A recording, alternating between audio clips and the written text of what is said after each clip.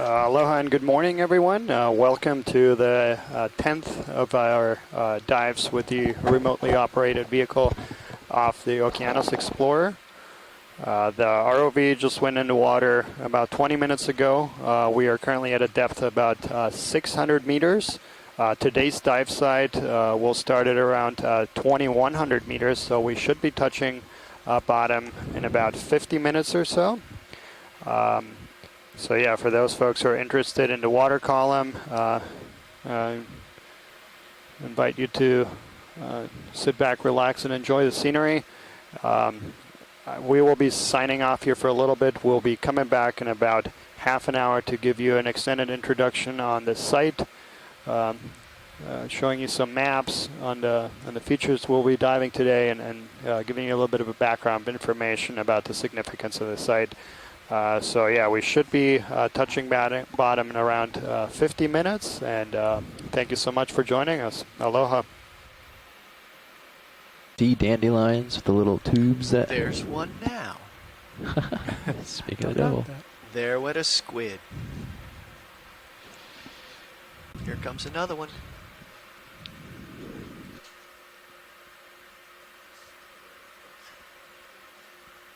On understanding both the ecosystem inside and those that are, just to situate everyone, and give everyone an idea of the magnitude of the Hawaiian Islands.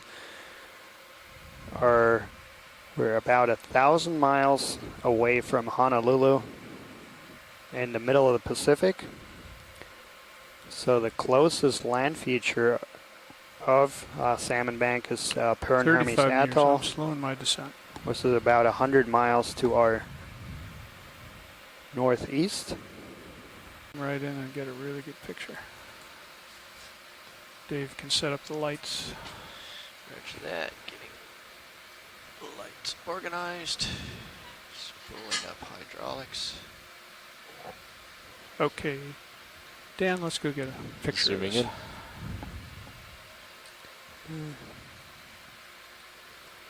Oh, it is. This looks like these barnacle shells, I guess. Well, I don't know. Maybe we'll get some more opinions showing up in the chat room, Daniel. Yeah, this looks very similar. Certainly looks like the same pile of stuff that we've been seeing on some of these previous dives that we did call barnacle shells at the time. Yeah, I agree with you, Scott. This looks very, very similar. But that's a lot of barnacles.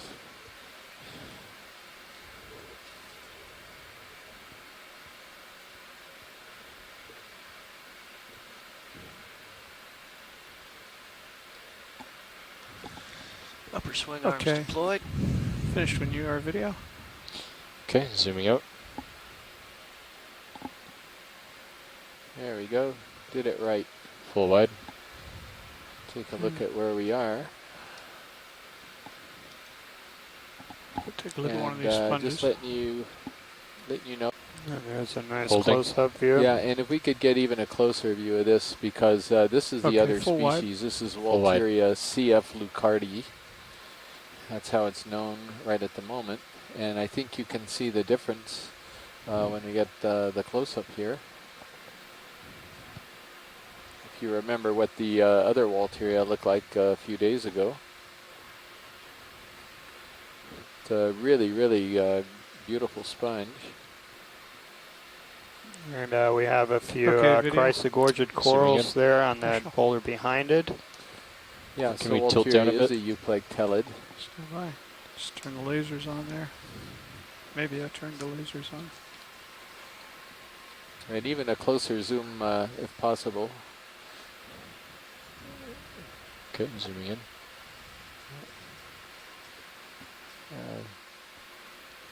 So what I wanted to point out here by zooming in on this frame is that you can see there's more of the silica sort Zooming of fusion there, or how do I put this? It's not such a clean square framework of spicules that looks like kind of a sort of a I can't describe it. It's sort of, the words escape me, but sort of a square linear type of framework. You see round holes. Yeah, not a lattice or. Not a lattice, thank you. You see rounder holes in there, and this is characteristic of what we believe is something quite close to Walteria leucardi. So if you can see this kind of detail, you can actually determine what species it is here. These are really beautiful sponges, and you can see a lot of animals really like them. They're going to afford a lot of protection, and they've got all the holes for them to feed. Look at the arms sticking out of the holes. Yeah, so we see these ophiuroids or brittle stars, which are very common here in the deep sea. We've been seeing them on every one of our dives. Or yeah, they like to hang out on the corals and the sponges. Ophiuroids are echinoderms, so they're related to urchins. One of these little annelids or We're seeing mollusks. some aplacophorans again, those solenogasters. I see at least 2 of them wrapped around. Yeah, I agree. We were just looking at that. And I'm not sure what we're looking at over here on the left side there, Scott. Do you recognize that sort of red and pink thing with the tentacles coming out? Is that one of those tunicates? I sure do. That's It looks like another platy-tended ctenophore. Yeah, that's much better. It's got the tentacles out. Yeah, that's what I was wondering. And there's another one down below. There's actually 2 of them, one on top of the other. That's right. It's got like that coiled antenna, kind of like the telephone cord. Yeah. That one's partially retracted. Yeah, this is actually a much better view of these today. A fantastic sponge. There's a little sponge United Nations here. Yep. So all of these sort of spiky protrusions, the sort of white spiky protrusions that are coming out, these are part of the sponge, and what we're looking at is all the slightly colored things that are associated with the sponge, the sort of tan animals and red. There's a brittle star, ophiuroid. Oh, there's That looks another. like that's another one of the benthic tunicates, just the other side of them. Yeah, ctenophores. Yeah. Excuse me, tuna. Oh, look at that. He's got his arms out. This one here, out a lot longer. Nice. Oh, look at that. So these tentacles should have little side branches on them. I'm not seeing them. They look kind of smooth on our monitor, Scott. But I agree. The ones. Yeah, it looks smooth here too. They would be pretty fine, but I think they should be there.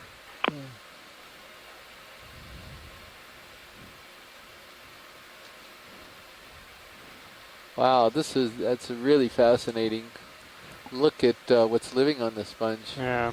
And these tentacles, by the way, extend well off of the camera frame, I believe. They go out for quite a ways. Yeah. And this really highlights the importance and why we are looking for sponges and corals on this particular expedition. A lot of our dives are targeted at finding communities of deep sea corals and sponges. I'm and good with that, yeah. it's because these are really hot spots Thank of you. life. As you can see, there's all kinds of other invertebrates that live on these things. We have a crinoid there. One of these. Another one of these ctenophores. I said tunicate, and I was corrected there. It's a ctenophore. Yeah, so there on to the right is one of these unstocked crinoids, commonly known as feather stars. Yeah, so we see quite a diverse assemblage as is calling this sponge their home.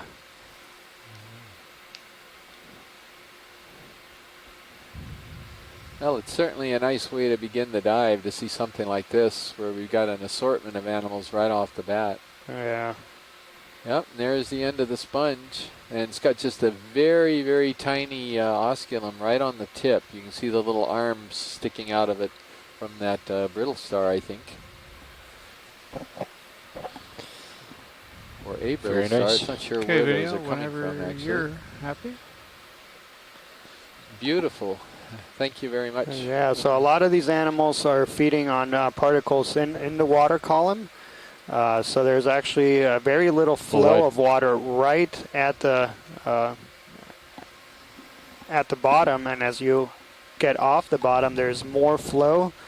So a lot of these animals are just using the sponge as a platform to Dave, get exposed to the flow so they can Lower feed swing more arm. efficiently to the Yeah, particles I that was are in the water trying to figure out column. where it was. Give me a moment. Okay, science, where to next?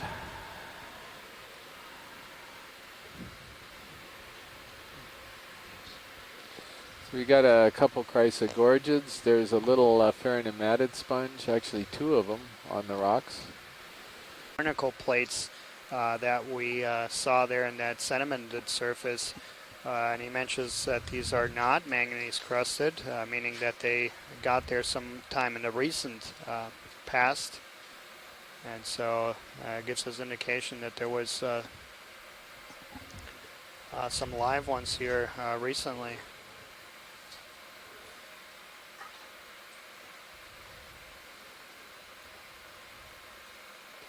There's definitely manganese crusting on the substrate, and it, at least to me, it looks thicker than I was expecting. And there we just passing one of these alcyanation octocorals, an anthomastus or mushroom corals. Got another pulsable Walteria.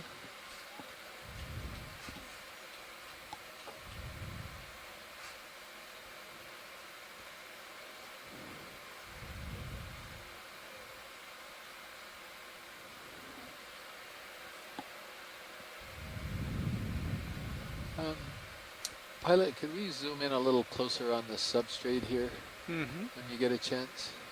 Sure. I want to confirm what we're really looking at here. Looks like a place where it's a little bit broken up here. Maybe we can go look at that.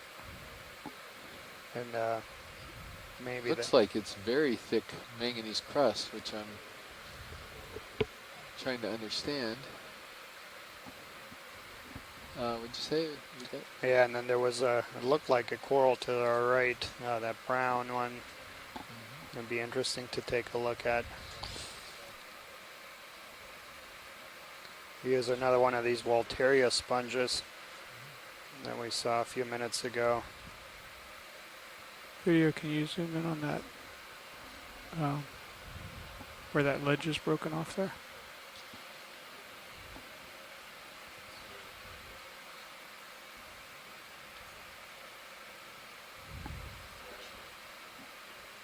Well, it's definitely got manganese crusting on it, and in a reasonable amount. It's just sort of difficult to determine from the outside how thick it is, but there's a lot of this bubbly type of texture to it.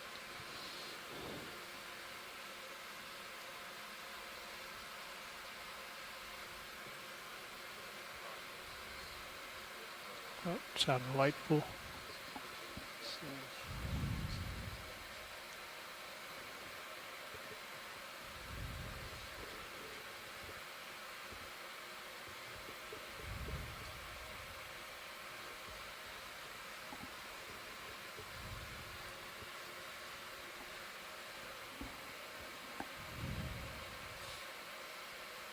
yeah, a bunch of small corals on the surface.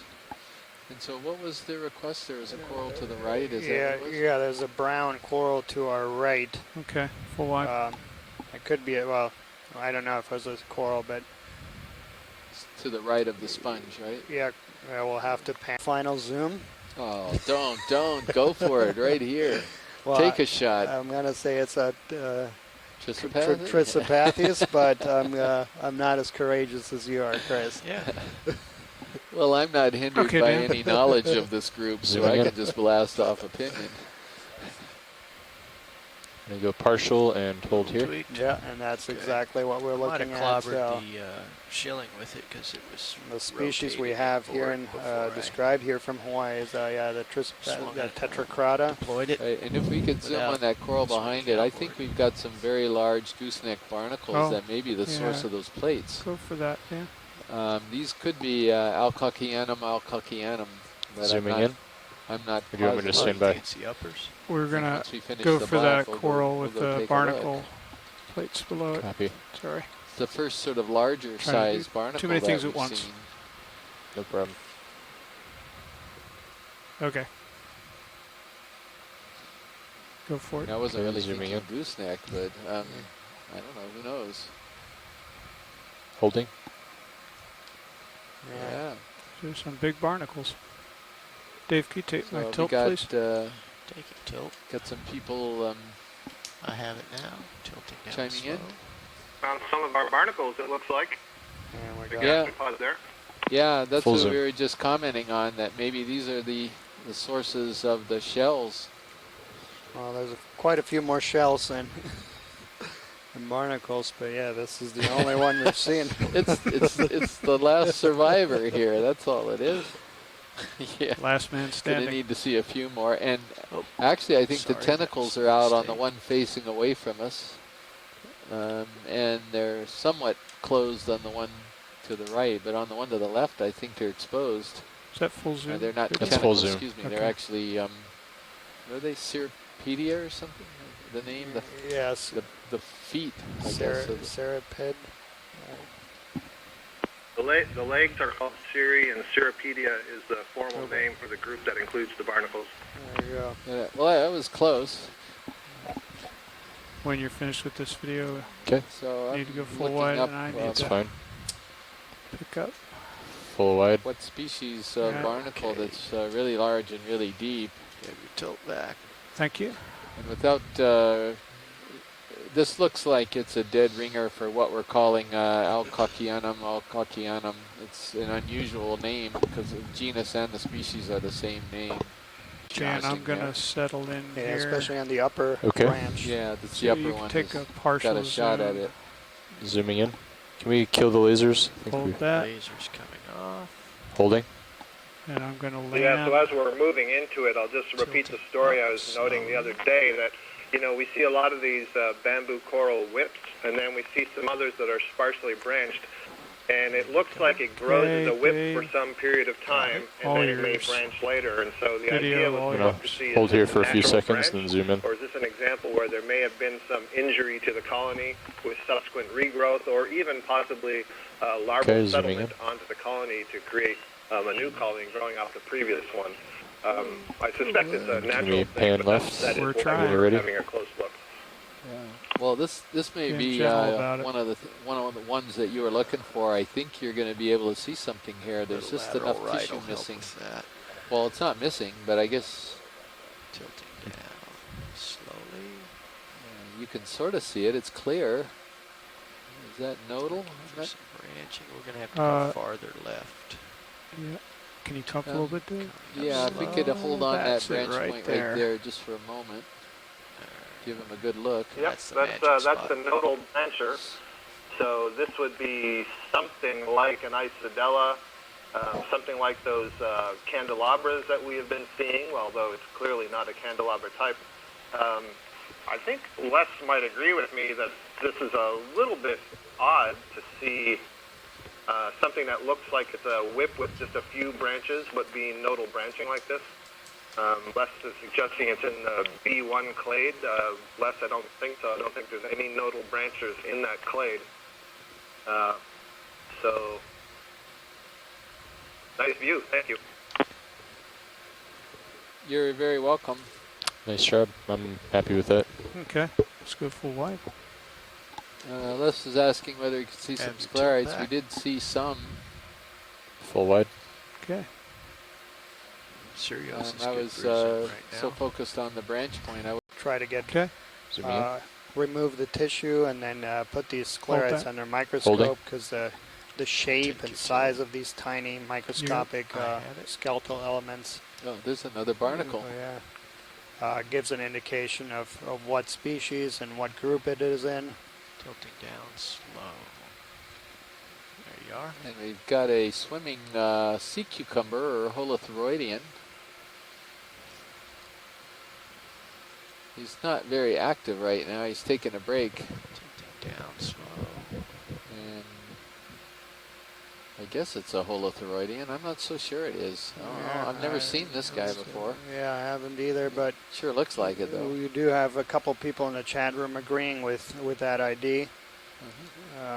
And we did see a different type of swimming cucumber in our previous dives on this trip. So he clearly gets down to the bottom to feed. You can see what appears to be sediment within his intestines. So at the moment, he's just drifting along here, letting the current take him, and he's a pretty good indicator of current direction. And our heading Okay, right let's now go full is, wide. what is our zooming heading? out. Let's Heavy see. tilt back. And I need to Should come be like back. north, I into am the Full wide. northwest. way off to the north. You need to come west. Okay. Come ahead on your current, and then we'll get lined up again. Fish people Got with plenty us. of tether to Astrid chase Leitner if is you definitely like. in the Takes you room. where And we let's need see to who go. else. And Bruce is there, and he's Bruce been is there. Oh my Uh, goodness, I've seen this before and I've forgotten the name. and Bruce is wondering if this might be an Zoom in a little bit. Zooming in. Elliscephalidae. Yeah, maybe, yeah, that Hold that. Holding. I can find some reference images here on my iPad.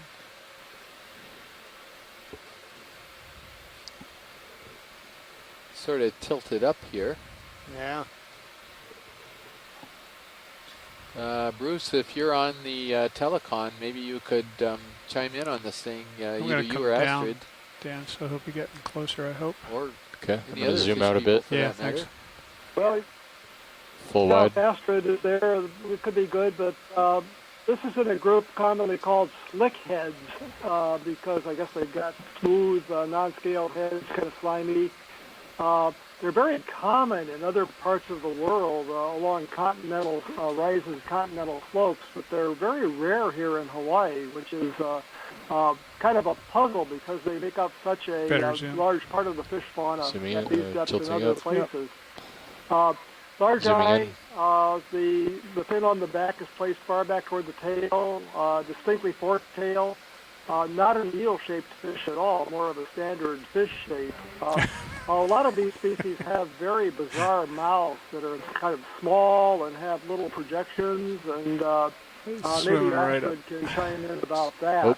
But I'm pretty sure that this At here, we saw some pillows, but now we're looking at the sheets. Okay, I'm And I don't steadied know up if on this is 315, all sheet good. flow or sediment that's just got manganese crusted, or what it is that we're looking at on the substrate. And we're just passing another one of these black corals, Trisopathus tetracrata. A fairly well-known species from these depths. A chrysogorgid coral here just to the lower, a couple of them, and that looks like stellata. Is right, the one that we just passed, and geniculata. Yeah, possible geniculata in front of us, and we've got. I was looking at the these unbranched corals. It's to the left of the chrysogorgid geniculata. Maybe we could take a peek at this if we have a chance. And there's a larger coral in the background there, if I'm not mistaken. Is that just another Trisopathus? Zoom in over or there, Dan. Zooming I in. can't really see from this distance. Holding. Might have to go more. Zooming in. This isn't one of those Holding. sponges again, is it? No, maybe a Zooming in. Metallogorgia? Could be Metallogorgia with the tiny little plumes, a young or dead. It's No, those are there's- Chrysogorgia polyps down Yeah. below, Yeah, and then there's hydroids on top. right? I think I agree with you, Chris. It looks like a young Metallogorgia, Okay. Oh, Uh, Pulling yeah, out. and or Thanks. one that's not doing too well. It's lost some. It's got some Full wide. hydroids growing at the top. So there's clearly no tissue there. what's or, in the on center part of the stem. screen now? I wonder if it was a young Metallogorgia Would you like me to that's zoom in? Yes, not going please. to get too much older. Zooming in. Yeah, and Yeah. Les Watling here agrees with that identification. This looks like a fairly Hold substantially overgrown Walteria sponge. It's got some type of, maybe one of these stoloniferous octocorals growing all over it. And yeah, that coral in the background there is definitely a black coral of the Trisopathus again. Okay. See Zooming that? in. You're going to Sure. get braver and braver as you sit next to me here. Well, Scott challenged me a couple Holding. times here in the chat room. I see. So there's a few people working on you, is that right?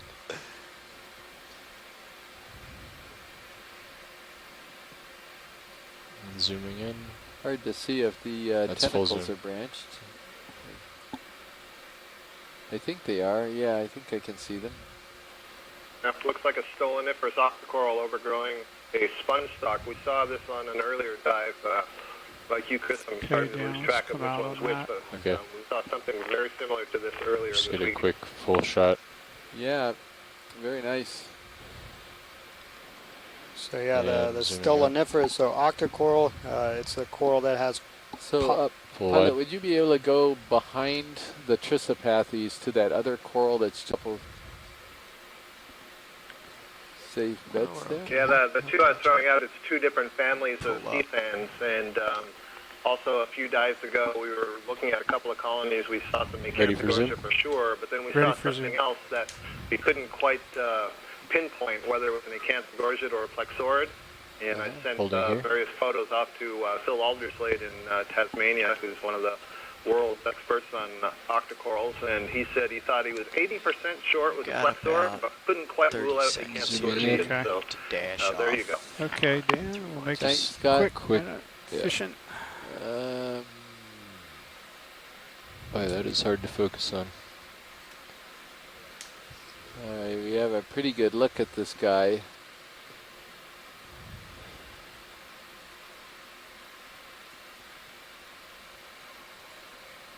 Now we have a good look. Are we getting any feedback in the chat yet?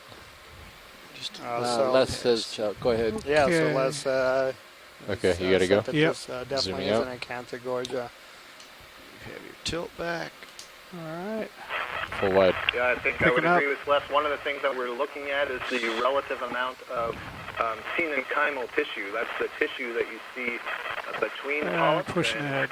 on Plexaurids, it's relatively thick, Yep. such that the polyp can completely retract into that tissue, and so you would only. And here again, another clear example of why we are targeting corals and sponge communities. Just if there are hotspots for life, you can see all kinds of other inhabitants on this primnoid sea fan. Many brittle stars or ophiuroids. Dan, zoom at will. Yes, thank you. Get a full frame. Yeah, look at the number. I'm not sure I could even count the number of brittle stars that are on this colony, because a lot of them are on the other side, and you're just seeing some of the arms coming through. But the whole colony is just covered. Yeah. I don't know if they're all brittle stars either. They could be some other commensal animals. Okay, zooming in.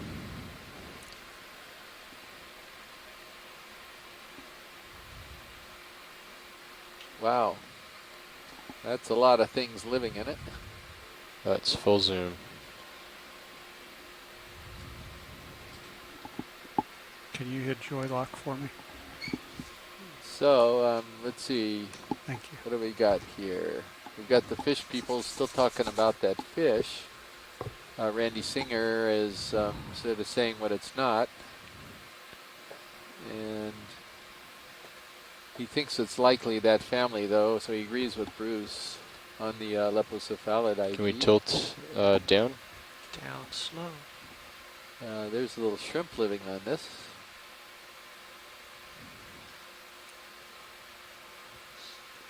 So Down far, nobody is committed coming down. on this coral beyond the primnoid.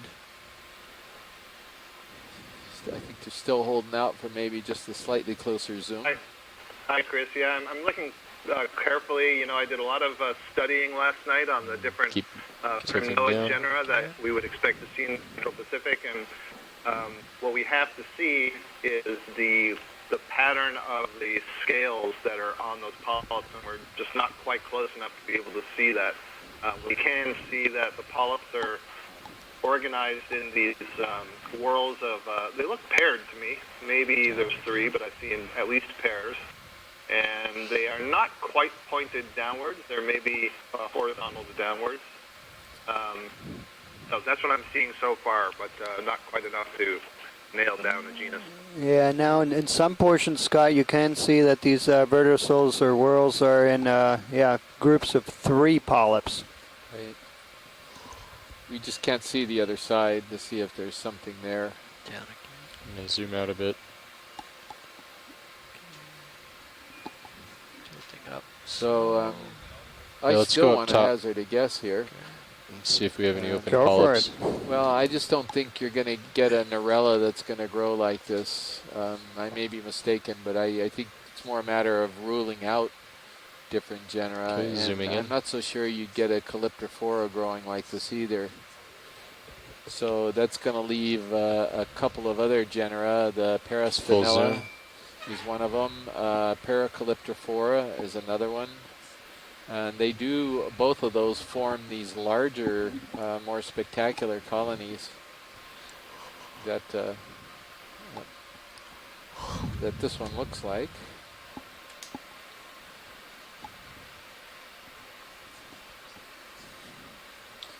Let's see what we got here in the old photo gallery.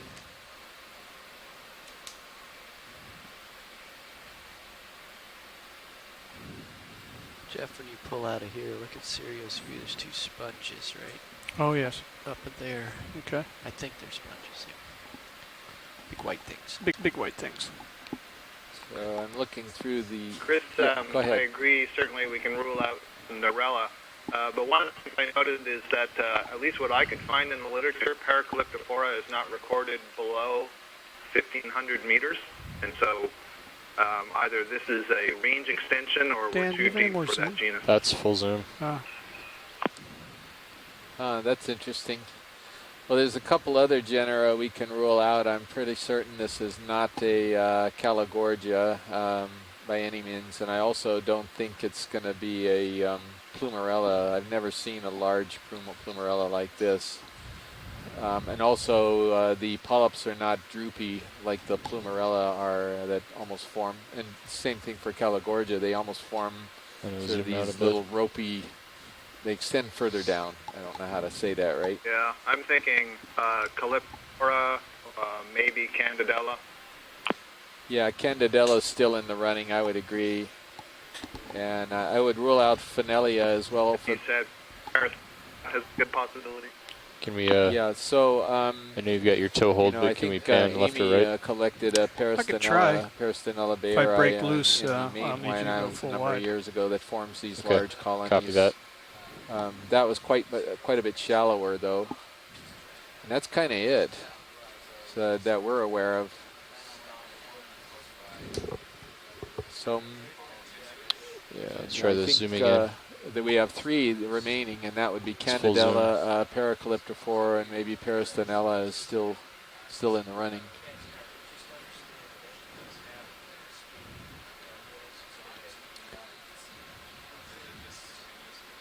But yeah, just an incredible density of brittle stars or ophiuroids on this.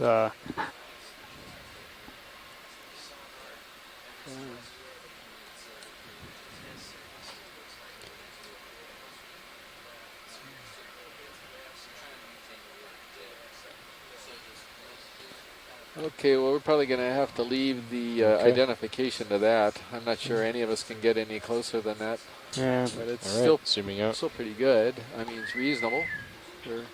Full wide. Yeah, so this association of brittle stars or ophiuroids is fairly common All right, video change. on corals. Brittle stars are somewhat closely related to sea stars. They also generally have 5 arms. You can distinguish them by that central disc that is sharply marked off from the arms in the ophiuroids and not so in the asteroids. There's about 2,000 species. So yeah, we're not seeing the density of animals we were hoping for, but we'll continue moving up and see if that changes. We've seen quite a few chrysogorgid corals and black corals. Our current depth is 2,025 meters. And coming into view there is one of these How's the current down here today, Jeff? There's a bit, and it's coming from the hexactinellid southwest. sponges or glass Blowing sponges you, to start in the with. genus Yeah. Poliopogon, and we saw quite a few on yesterday's dive that were enormous in size. But yeah, very, very beautiful animals.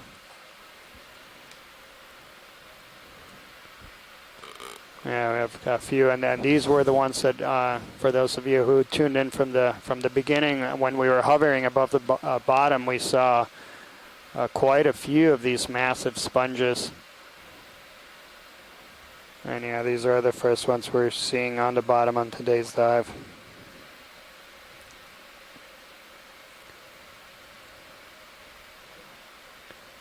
So the genus again is Poliopogon.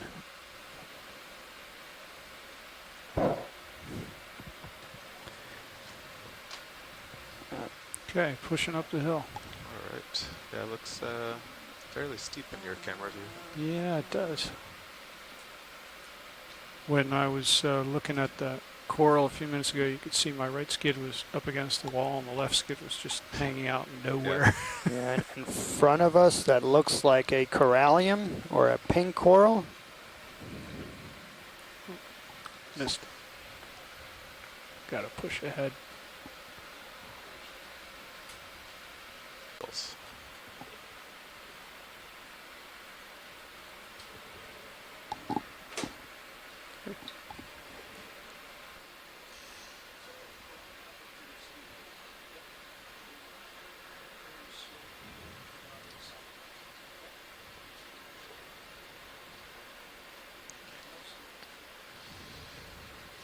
Pilot, before you change out, can you just do a quick push up into center?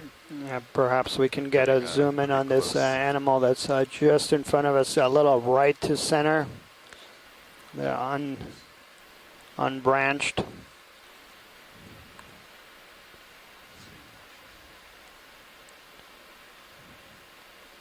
So our current depth right now is 2,017 meters. We're diving off a salmon bank into northwestern Hawaiian Islands. Video, let's go with a partial zoom. We'd like to welcome visitors to the Maui Ocean Center who are broadcasting this live feed in their Deep Cave Theater. They've been Do we have doing time it this for macro? week. I'm so not it's, stable enough for macro. No problem. We're very We'll happy stop. to have them tuning in. Hello over there at the Maui Ocean Center, and hoping you're enjoying your visit. We also have participants right now, scientific participants that are around the country. We have some in Hawaii and the University of Louisiana. Grow in a manner that really facilitates understanding. There's a sea star, or jellyfish, jellyfish. And go ahead, this video. guy Just try to.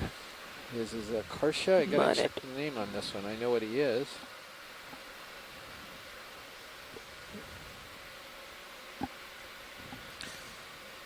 Lasers off. Let's see. Let me know if you want to take camera.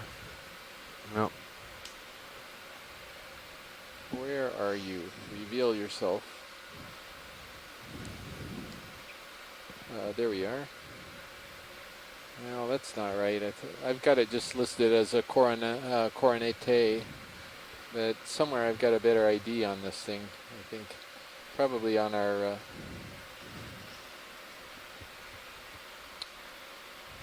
Well, I certainly agree that it's a coronate jellyfish. Yeah.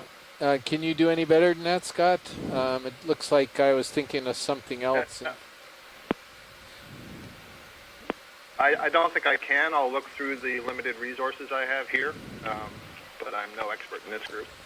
Yeah, I'm not either, but that's never Gonna have to stopped let me. him go. Yep. So I do have familiarity with what we've seen at Hurl, and I've been able to consult with a lot of taxonomists in the subfamily Conolasmatinae, and it's one of these. We used to call it the gramophone sponge because it looked like a giant gramophone until we actually got a piece of it and were able to take a look at it more closely. So yeah, and off the right of the screen, one of those Paragorgia bubblegum corals looks to be overgrown by zoanthids. Go pilot camera, please. Taking control of camera. You were tilting up to that one. Yep. Let's go center screen. Yeah, and that taller pink one is a different group of corals. I imagine Go ahead, video. it's more like a corallium Yeah. than a bubblegum coral. Yeah.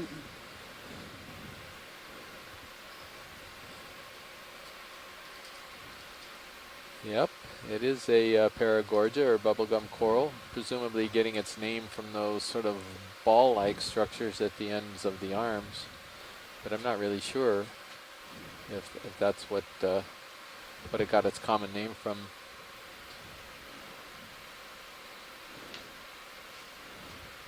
I think that is the case, Chris. Yeah, and what you're seeing, the ball-like structures themselves are just an area where you have a concentration of a number of polyps Yeah, just they growing haven't out gotten right any at the closer. termination of these branches. Did you call in So you get maybe 10 meter 1, move? 2, 3 going along the Think to hold branches, a and then bit right at the wider end shot you have for sort of a me. cluster that come out that give that sort of that round Oh yeah, I was ball calling to end see if to you it. could put in that 10 meter move. You can also It seemed see to have some stabilized here. brittle stars. Those Pretty are the far from them. arms of a brittle star.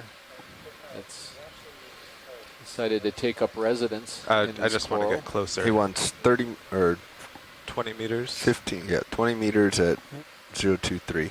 Yeah. He just wants to bring Sirius in closer. Yeah, and that's the point we made earlier, Right now, that tugging on these the brittle tether a bit. stars frequently use these You could corals just do 0, 2, to their 0. benefit so they can feed, but easier. in a lot of cases like this, Okay, it's establishing. a mutualistic symbiosis, so that both animals actually benefit. So the brittle star gets food, and bubblegum coral in return gets something that cleans its tissues. All right. Okay, So watch it's lead. a Which, win-win. which one's next? How about the tall pink one just behind it? Different than the one that we just imaged, and not just because of the this color. bridge. You'll see some other Bridge, could I have a differences in the polyp 20 meter structure. move at 020 degrees at 0.1 knot?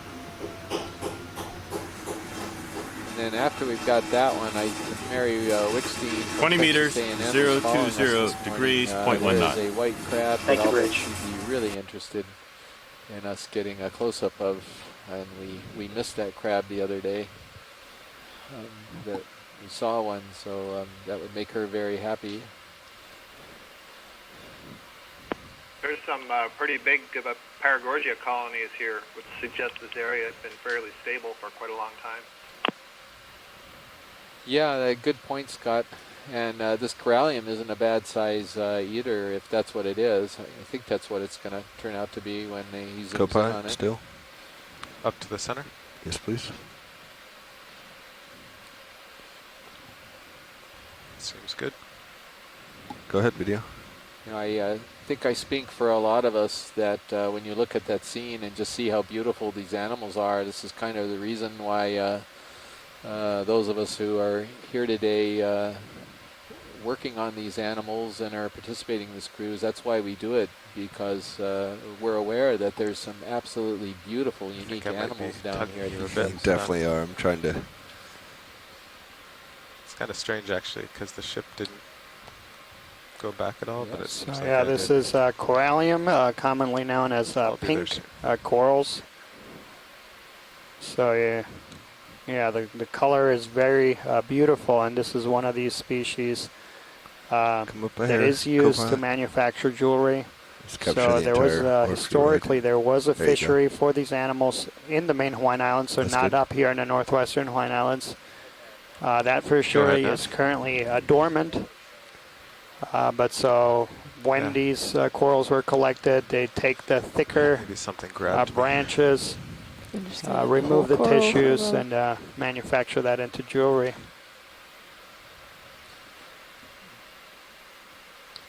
That's just quite a scene right there.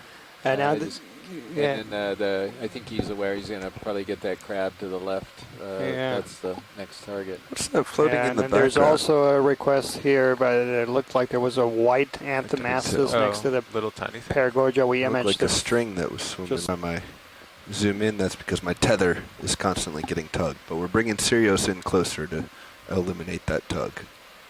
Roger, thanks very much, pilot. You know, as far as I'm concerned, you're doing great. I haven't even noticed the tug. Go It ahead, looks video. terrific. Co-pilot. Gotcha. Thank you.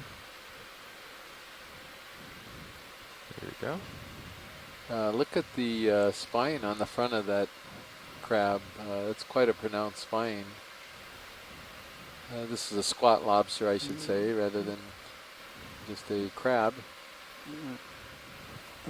Yeah, and Diva had suggested Immunodopsis as a genus.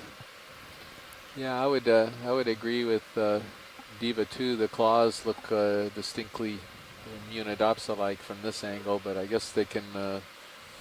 Immunodopsis can have a lot of different types of claws. So that's not a really good character by itself. Yeah, beautiful image.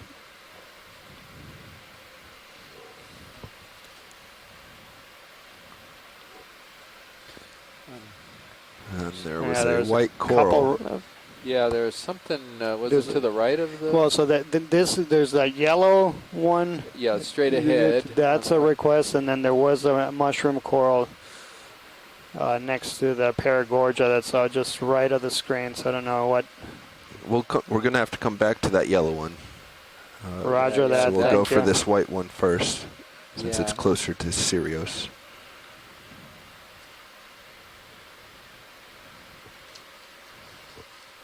So again, genus Poliopogon over to the left. For those who haven't been watching some of our other broadcasts. To the lower bottom. Go ahead. Yeah, we could just stay here all day. I mean, this is just such a beautiful scene. Yeah, quite a diversity of animals and. Yeah, let's see if we've got. We're accepting all requests for Zoom here now. Yeah, and I've noted there's a few in a row, so we'll start with this Sea Star. There's a request for the forked bamboo, and then one of the yellow that's right colonies in front of is us. so. Yeah.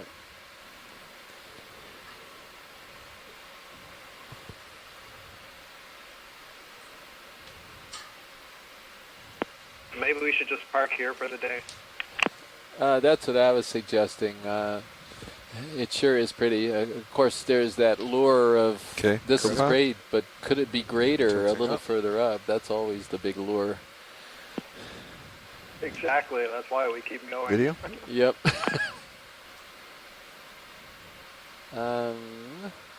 So I'm wrong. He is eating on he is munching a bamboo coral. Yeah. And he's working his way up.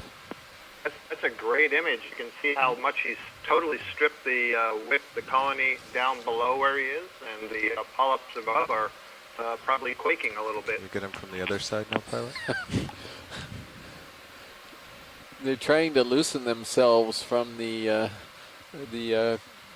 conchyme, I guess, the tissue between them, but I don't think they're going to make it. They're stuck there with all their buddies. They're not going to be able to escape. Yeah, and I do see that the polyps are oriented up away from that sea star. But a nice thing about this view, there are really prominent needles sticking up between the tentacles, so that's very helpful, taxonomically, I mean. So what would be your guess to a genus, Scott? Do you have any idea? Well, it's certainly genus Lepidisis as it currently stands, but I'll let Les, not sure if Abby's on, but Les is in the event. Maybe he can say something about, in their new analysis, what grouping it's in. Hey, Chris, this is Ma. That's a big surprise. Why would the Sea Star guy suddenly chime in right now? Good morning, I'm Chris. doubly excited about this one because this isn't just Hyposteria that we've been seeing on the other dives. This is, I think, Caliaster. Enough light for it? And I don't think I've actually seen this one do this before. I mean, I think it looks good. There have been hints that Caliaster. I think we've got enough. Yeah. But this is just really nice evidence that shows yet another sea star in the Goniastridae feeding on these octocorals, and it's just a spectacular shot. This also has the very distinct spines around the edge, and again, that's kind of unusual if you compare them against other sort of more bottom-living sea stars, which are usually just covered with look at something granules. else. So I think there was a call for the yellow one right in front of my toes. Family, or come all the way. This Calliaster pedicularis, and we have documented it only from a depth of 200 to 400 meters, according to the guide. We have never documented it this deep, nor have we ever seen it on anything or eating anything. So that's a double. Go ahead, Nat. I think this is Calliaster pedicularis. There's a controversial picture that was in circle of 5 meters or so. The hurl into the deeps Hawaii book that was identified as Calliaster pedicularis, and I wasn't sure if it was, because there are a couple of things that look like Calliaster from a distance.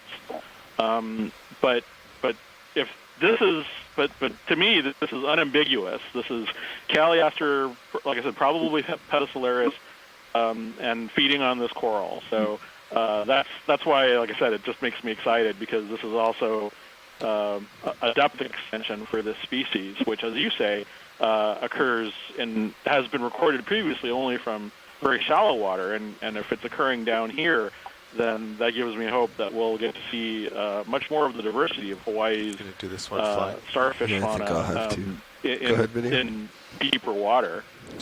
Perhaps I know the it's sponge is taking an a lot of associated relationship with the food following the corals and the sponges. So, and that's hold the beautiful Euryalid ophiuroid right there. Yeah. But anyway, thank you very much, and I'll definitely be watching. And like I said, nice to see Calliaster. That was one of my thesis animals when I was getting my PhD. So, thanks. You're certainly welcome. Thanks, and thanks for the help with the ID. I just never would have guessed that, but when you pointed it out and I looked at the pictures, I agree. It's a dead ringer for the one we have in the gallery. Set yet. Really fascinating. Yeah, the surface. The abaxinal surface doesn't have any spines, or at least if there are a few of them, and the body shape is relatively flat compared to Hipposteria, which tends to be really inflated. Well, that's my best guess. And thank you, Chris. Okay, let's come up on the camera a little bit. Coming up. Maybe we can get somebody else to comment on what we're looking at right now. Right So there, we are looking at overgrowth, that yellow part, so that is a zoanthid. Overgrowing a Paragorgia, or bubblegum coral. So you've got a bunch of things going on. This is why I think you have that video? Yep, I think we're good. Yeah, great. Do we have any other targets in the chat room here? So 0. So if we just move. Beautiful shot here of just in that direction. That is just simply gorgeous. Diverse community there. Yes.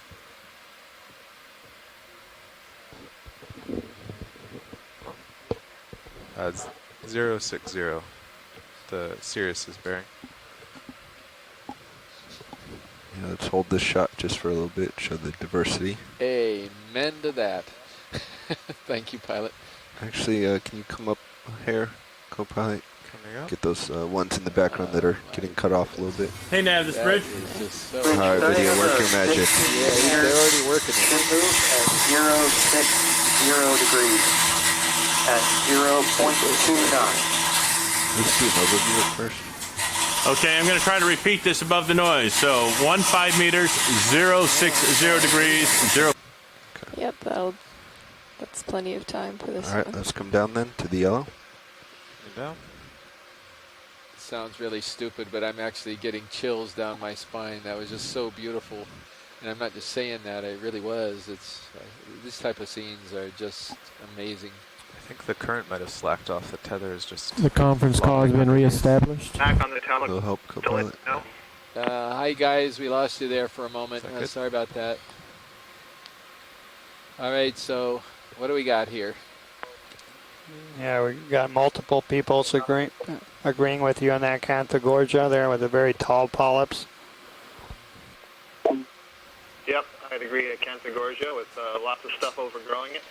Yeah. Now We've got gooseneck barnacles, and we have these anemones, beautiful anemones. And hydroids just in the center of the screen. That was a tug. Yeah, no, I don't know why.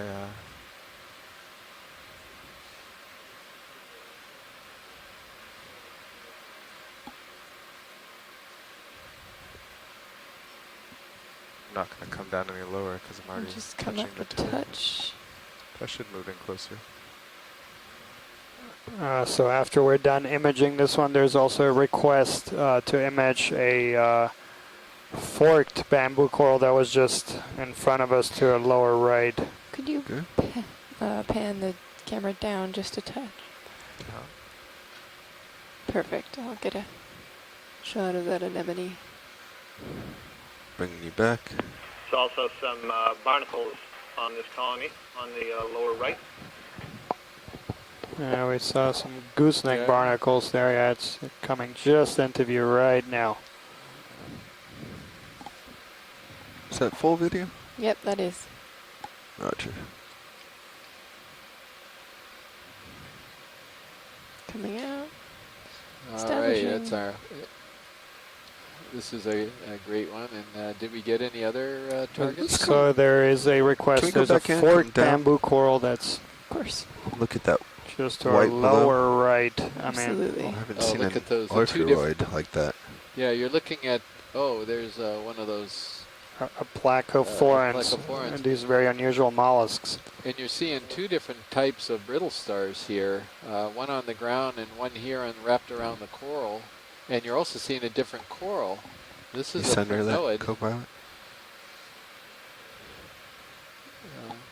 Centered. Thank you. So for the general public, those two starfish-looking things, one on the coral and one on the ground, they are actually brittle stars, but let me know they're when you're clearly happy, video. different. All right, let me just hold this for a couple more seconds.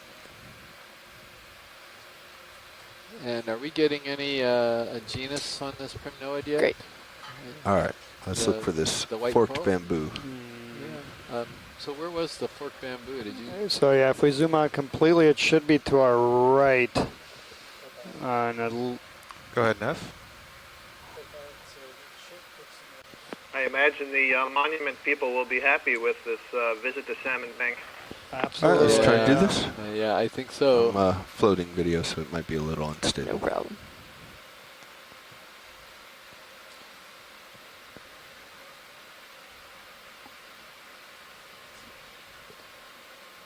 And we're going to look at that fork point again. Right at the node. Well, it looks slightly above the node, actually. Yeah. Looks pretty good to me. Going to let Scott and Les weigh in on this because they're the experts on what's going on here. Let's bring the camera down a hair. Hold there. I agree with Chris. This looks above the node, and this looks like what we stopped to see the other day when we saw the sparse branching close ones. and This is down on perfect. some This is corals. what I was asking about. Does the whip turn into a sparse Yeah, brancher let's bring the camera down. later on? So very Yeah, let's informative. hold Thank there. you. That's better. You're certainly welcome, Scott. Yeah, go ahead. Glad Perfect. we were able to find this thing and get it just beautiful imagery of it. It very clearly shows that branch point. Yeah, it was a good spot by Esprit Saucier, one of Scott France's graduate students who's been working on the phylogenetic relationships of different species. What's that? No, this one right here. It's go ahead, it's video. A It's going on both. I see it now. Keep going. Till down, co-pilot. Down. Oh, Daniel, do you think you I was see an talking Okeanos about. out here somewhere? We'll get that one watch later. Okay, got it. Trying to get sure the polyps. a little bit better picture on this one. Sorry, Scott, say that one more time. I was just asking if you thought you saw an Okeanos. Oh, that's great. We can even see the scleroids there. Beautiful. Yeah, that's what the pilot was doing. He was trying to reposition to give you a better view. Well, thank you very much, pilot. Yeah, and for those of you watching we'll in go the to the general other one. public, by sclerites, There he's it talking is. about these very Oil. white, tiny little particles you can see in the tissue of the polyps, and these are very, Go ahead. very important characters for taxonomists in identifying the species. And that's why he was quite excited to be able to see those. Is it a primnoid, or is it? Yeah, I think it's a primnoid. Yeah, this is a primnoid. Yeah. And one of the Go things ahead, that's Tilt. interesting, I think, to see is how easily fooled you can get from a distance, because this kind of looked like a bamboo coral from a distance. Yeah, and then I was gonna offer up Still getting a Narella, but I'm lot not. of bounce. That the polyps are facing know, the upwards tether's or nice and sideways. They slack. certainly Yeah. aren't facing down. Full zoom. Let's see who we got. Amy's joined us. Welcome, Amy. I'm We haven't done certain these if you've been floating watching shots a for a lot this few year. minutes that you're fairly pleased with your recommendation of this particular place as our dive site today. Let's come wide. Yeah. Gosh.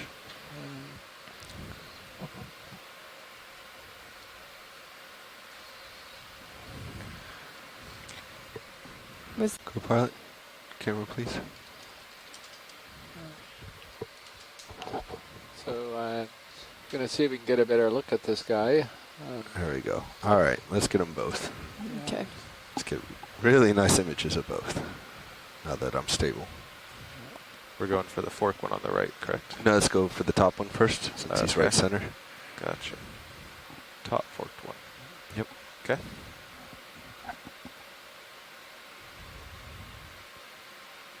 There we go. Much better. Gorgeous. So It's just tricky finding that little spot to set It down. was. Full zoom? anybody Full zoom. anybody weighing in yet or not? Nav, It's a co-pilot. pretty good view.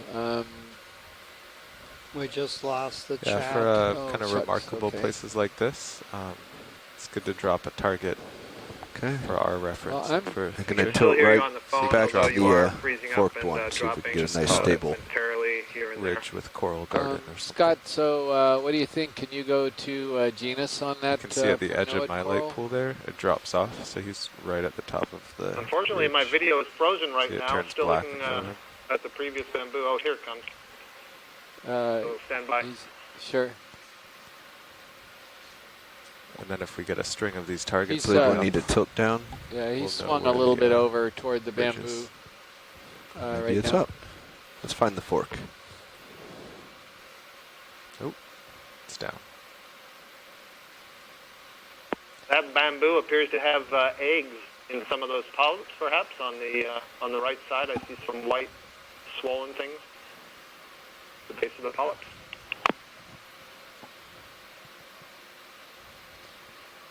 Yeah, so we were talking about what sclerites were. All right. And Now I think we have the stills for both of those. yeah. Coming off. So pilot, there is Well documented. Thank you. Before you there's sort of take a off. gold one behind it. I don't know if you can even We'll have to whether or move not soon, I that would guess, if be they don't worthy. call out any Again, close-ups. we are restricted by Sounds our. good. It's just a suggestion if we don't come across anything else. That's high priority. Okay. Yeah. Thank you. So a lot of paragorgia here at this one spot. I don't know if we can kind of run up along this little crest area here as we go, whether that's in Yeah, the it right sounds like he direction or wants not. to go. So let's do, I don't know. Hold on. Let's hold on the move first. Okay. Yeah, just catching some more of this beautiful scene before we have to go. You're getting pretty far out there, though. You understood.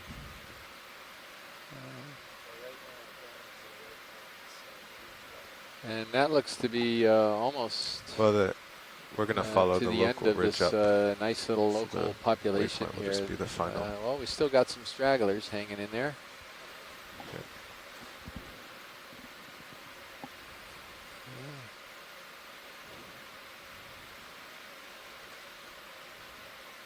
Watch lead to nav.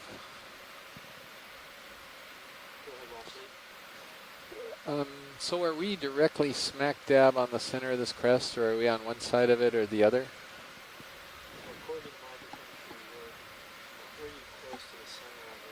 little bit outboard of center. Yeah, terrific. Thank you very much. I should also mention that Scott France was responsible to a slight adjustment to our there's certain places where these the seems to be from, really suitable Hard to tell. for these I think that's communities what, to I've been moving so much form. recently that can't really And tell if there's a then, current. In any other areas, they're not. It's not suitable. And why is that? I think That's the tethered tug was far outdoing any current. Sorry, are you still there, Chris? Yes, I am. I was going to say that was an outstanding view, and you could see that all the colonies are parallel to one another, aligned the same way along this ridge. And I would suggest that the water flow is moving from low on that ridge up, crossing the screen towards the right. And I agree, and I was hoping somebody would come in with that suggestion because we're very, very interested in perhaps the effect of this topography on water current. These animals are filter feeding animals, and it's a very good point. Yes, please. That all of these corals are all oriented in the same direction, indicating that there's a fairly stable water current that's moving left to right. At your pleasure. And I guess it doesn't fluctuate much, or else you would expect to at least see some colonies on the right side of this ridge feature, this small topographic high. Yeah, I'd agree. And just to give you a heads up, our heading right now is 334 for the vehicle. So it looks as though just there's a little bit of an angle, but it is more or less west to east or east to west. In any case, it's going to be in one of those two directions that the water's coming over, probably west to east, since they all seem to be on the west side, I gather. But who knows?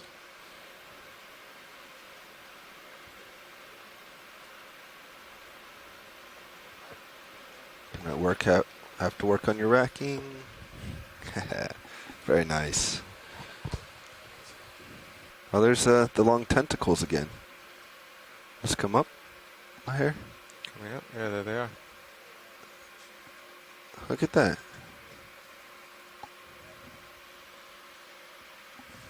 Yeah, and there towards the left side, this is something we saw the other day. These elongate tentacles, also known as sweeper tentacles. So this is something that has been observed quite a bit in shallow water corals, where now bridge, that position move is complete. Mechanisms once something settles on the coral, on dead portions of the coral like hydroids or anemones, some of the corals will develop these very elongate tentacles known as sweeper tentacles that they can use to sweep their tissues. And in fact, we sampled one of these corals with these sweeper tentacles the other day, and that's going to be very interesting to look at that under a microscope later on to try to understand this, how these sweeper tentacles develop, form. And yeah, beautiful imagery.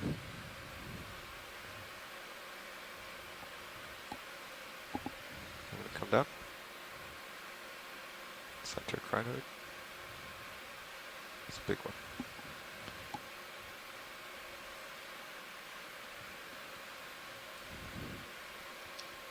So again, for those folks who might have just joined us, we're currently diving on a ridge that extends to the southeast of Salmon Bank, up in the northwestern Hawaiian Islands. We're approximately 1,000 miles northwest of Honolulu. Go ahead, Neff. And this is the 10th of a total of 19 dives, which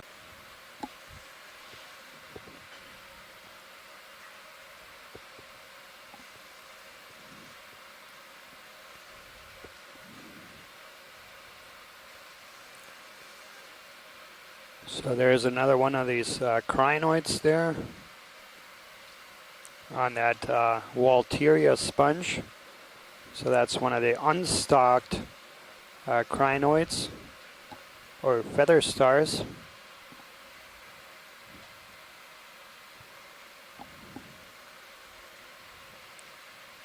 So from here, which way is straight uphill for you? And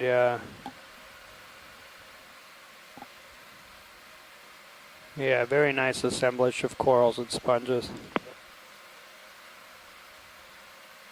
The nice view here, Daniel, what I was saying earlier about the bamboos appear to grow like a whip, and then they put out those individual little branches that over time, when you come back, it doesn't look like a whip anymore. It looks like a fully branched fan. Yeah. Either of those are fine. Okay. And that's a very good Just head point up there, the ridge. Scott. So, and a lot of times, whether a species is branching or not branching is one of the characters that's used to differentiate different groups. And then, of course, and 0.2 is good for these. That makes it very problematic with young. Well, I was wondering if we could zoom in on one of the Paragorgia as we're going by them. Absolutely. So there's a request to zoom in on one of these that's just to the lower part of our screen there, Pilot. There's two just...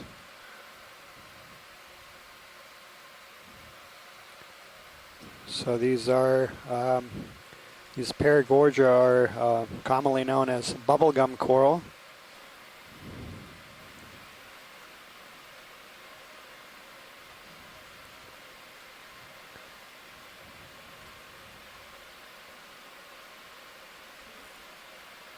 And as you can see, they almost always have this these ophiuroids or brittle store.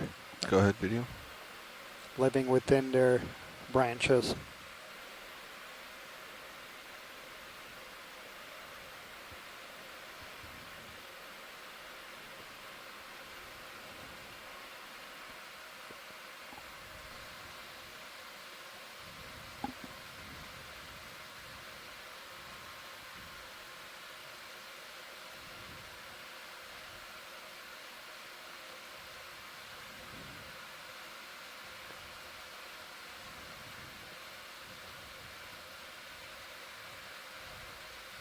Beautiful shot.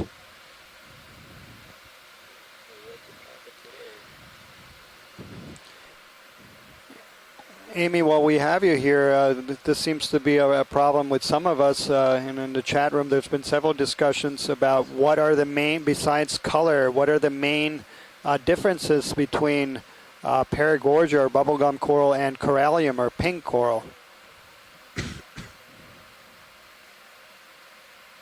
It can actually be really hard to tell them apart. The easiest way to tell is to actually try to touch them with the arm of the ROV, because the Paragorgia tend to be kind of rubbery and flexible, and the corallids tend to be have a harder, more calcified skeleton, so they don't flex when you touch them. The Paragorgias also tend to have, at least when you see in Hawaii, the Paragorgias tend to have larger polyps when they're open. So you can see the large polyps on this one compared to the smaller polyps on the corallids. The branches are also wider, tend to be wider on the Paragorgias than they are on the corallids. They're usually more delicately branched with the corallids. I think it's one of those sort of search image things. When you've seen enough of both of them, you can tell.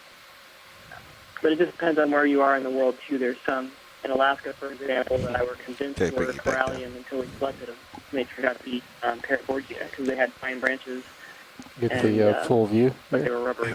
So. Let's get lasers on as well. Excellent. Thank you so much. And that is Amy Bacco-Taylor from Florida State University, one of the foremost authorities and experts on these groups of what are you looking for, video? corals. The full frame image. Sorry. Has done quite a bit of work here in Hawaii as well as in other parts of the world. Thank you very much indeed, Amy.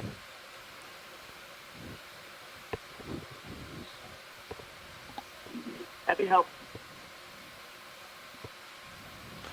Let me know, video. Okay, let's just snap to that brittle star that's coming towards your center.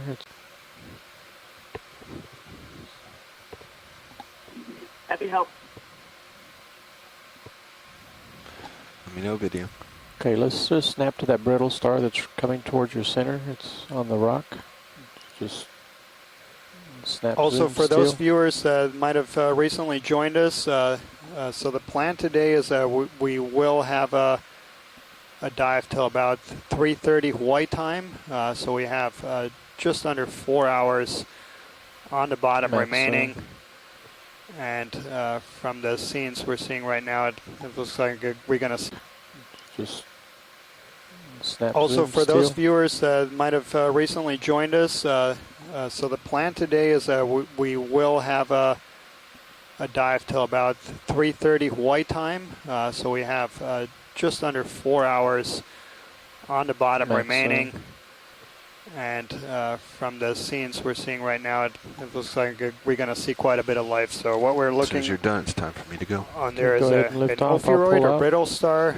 So we saw quite a few of these on corals, but we have also seen a few of them on rock. So these brittle stars, there's about 2,000 species of them worldwide. They're currently known, and is that full wide? 60% of them are exclusively found in the deep seas. They're also interesting in that what the current taxonomy is, it's what we used to call Acanella and Leopathes. Yes, please. Some of the larger let's start the video. You want to sit down, please? Yeah. I'm not going to be able to. Chris Ma, if you're listening and not watching, this one's for you. Go ahead, I don't Neff. recognize the sea star, Chris. Maybe it's just the color. Maybe a solasterid. I don't know, just based on the number of arms on here. But maybe you can call in. If, Sure thing. Stand by. Maybe you can take a peek and call in on what this is we're looking at. And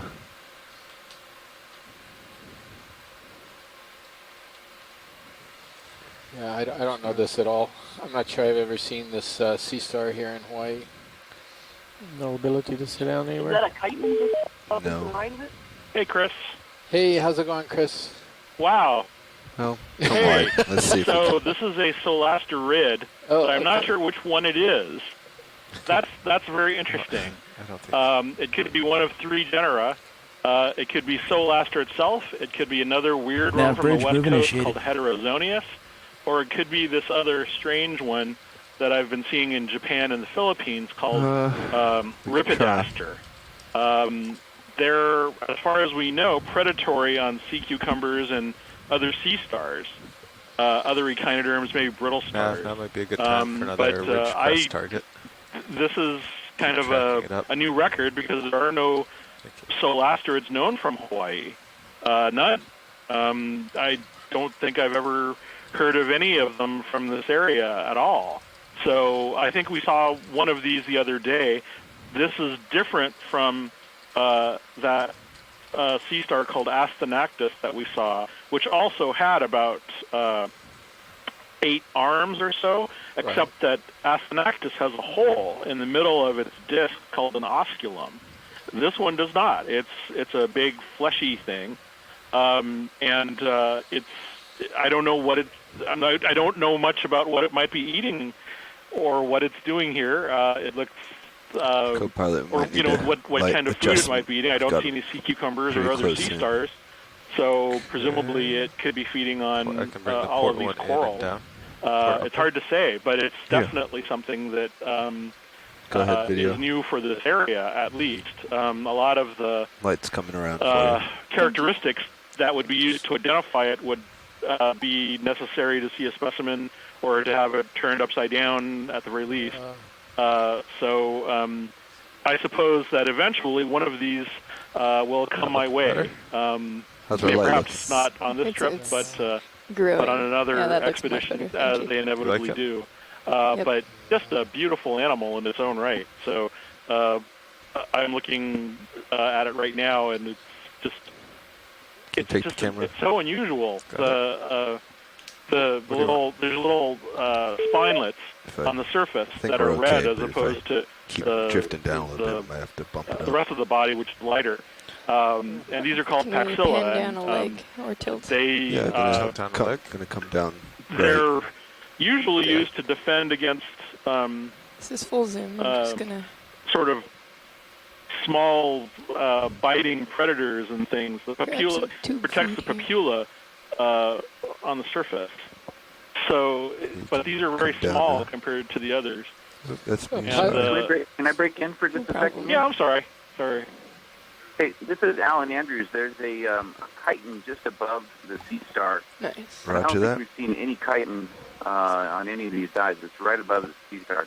Sorry about the interruption. I just wanted to drift away from it. Pilot copies. We'll get that next. By all means. For all I know, the chitin is what the sea star's feeding on. Let me know when you're happy, video. Yeah, Chris, excuse me. Pilot copies. Could you zoom in on that? Pilot, could you zoom in on that arm again, just where you were? Sure.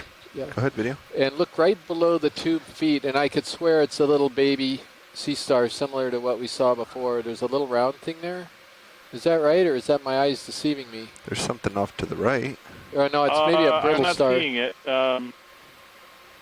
Yeah. The chitin is above the... Oh, yeah, there is a little tiny sea star on the rock. I don't think it's a juvenile celestrid. No, maybe something different. But, yeah, I just wanted to get that. Yeah. I just spotted it. Looks like he's got it. Are we full zoom still? Yep. Okay. Yeah. And then Obviously, let's very tilt difficult up, to tell co-pilot. from here. Sure. It could even be a brittle star. So. Right. A little bit Okay, more. we're gonna There it is. there we go. Chitin is above the Yeah, we star. got it. Neat. Thanks, thanks. That was exciting. Yeah, it was. I'll talk to you in a bit. So this is Alan Andrews, who's calling in right now, alerting us to yet another spectacular animal that was right above the sea star, and I really appreciate you pointing that out, Alan. It is in fact the first. Yeah, sure. My video's a little bit phase lagged here. Sorry about that. Well, we got it. We're getting really good information. And Alan, can you tell us a little bit about these animals? I only know it because of the 8 plates. I saw it and I wanted to grab it. Right, but what type of group is it? Can you tell the other viewers what group of animals it belongs to? Not putting on the spot. Yeah, I don't have very much background on it. I don't have very much background on it except that I just recognized its shape, and I know we rarely collected some on some of the deep sea stuff we did off of California. They just happened to be attached to rocks or were in stills from camera sled operations, which were much more primitive than what we're doing right now. Happy video? This is really great to see Yep. something like this with such detail. Can't hear you. Yeah. I can offer a little information if you'd like, Chris. Yeah, please do. Roland's pointing out the little cup corals on the group the rock. Polypopera. It's a type of mollusk. So related It's to time for me to move snails, bivalves, and so on. Okay. And what you're looking at there are a series of 8 plates on the dorsal side or on the back. Tilting up and you see this muscular Thank foot you. around it. Do you have camera back? And But I am above you. Yeah, pushing up the ridge. And they're thought to have adapted to live in There's a very high water back up. flow. So you Video. very Let's commonly snap see those zoom right things here, go real either quick. paddling along the rocky beaches. Since we got a view from this angle of what we saw last time. Basically, more or less kind of stuck to the rock, and what they're doing is they have a rasping tongue that they use to scrape algae off the bottom. So it's kind of a little bit unusual to see them in the deep sea. We see them periodically, but it's unusual because you don't have the high crashing surf like you do in the shallow water. And I'm going to go because I'm pretty sure you're going to hear. Go ahead, Rich. Any second now. Yeah, I can't remember if I called you, but that move's completed. Are protruding onto this bamboo coral. So stand by for him. Yeah, this is a pretty amazing view. Can we come of, wide? this predation event. Co-pilot, do I have enough time to... For our viewers very out there, quickly? before Chris weighs in on this, we see these sea stars eating the corals, but we rarely see them with the underside exposed, showing you how they're eating the corals. And that's why it's such a fantastic perspective. That sponge is pretty close to your left. Skip there. Yep. Looks like you're going the right way. Chris, we're going to call upon you some more. I know you're out there. You said you would be lurking, I think, unless it was somebody else who said they'd be lurking in the background this morning in one of the emails. Okay. Yep, let's go in. Great. Center These sea stars, as Chris mentioned earlier, there are predators of benthic invertebrates like corals. They're also interesting in that they're typically referred to as keystone species. So species that are not very abundant, but that have a disproportionately large effect on the communities. It might be so if you remove these from the ecosystem, you have pretty big effects. So Hey, I Chris, think it's me again. Perfect. Hi, Chris. You're on. Oh, wow. That is terrific. I think this might actually be Evoplosoma forcibifera. Got about 20 more seconds. So I'm breaking this. Let's, there's a lot of but we got a good close-up still. Eating sea stars in this subfamily, in the Hidasterinae, a subfamily of the Goniastridae. In the Atlantic, we typically our first rock sample here. Yeah, the pile on the other side there might be. I was wondering if it still might be possible. I believe it will be. Do we have a ship move on, Nav? We're doing a little bit of a crew change out here because some people need to get some lunch. So I think we may want to belay we'll that. See where they're at after we complete this. No, it's just moving me closer to you. Yeah, so because there was a few comments here on the chat room on them being voracious predators on the beautiful corals, and that'll be fun. Some of our coral experts were horrified, but they do provide valuable services to the ecosystem because by eating on some of the more abundant species, they allow other species to come into these habitats. Jonathan, are you with us today? I think I saw your name in the chat room.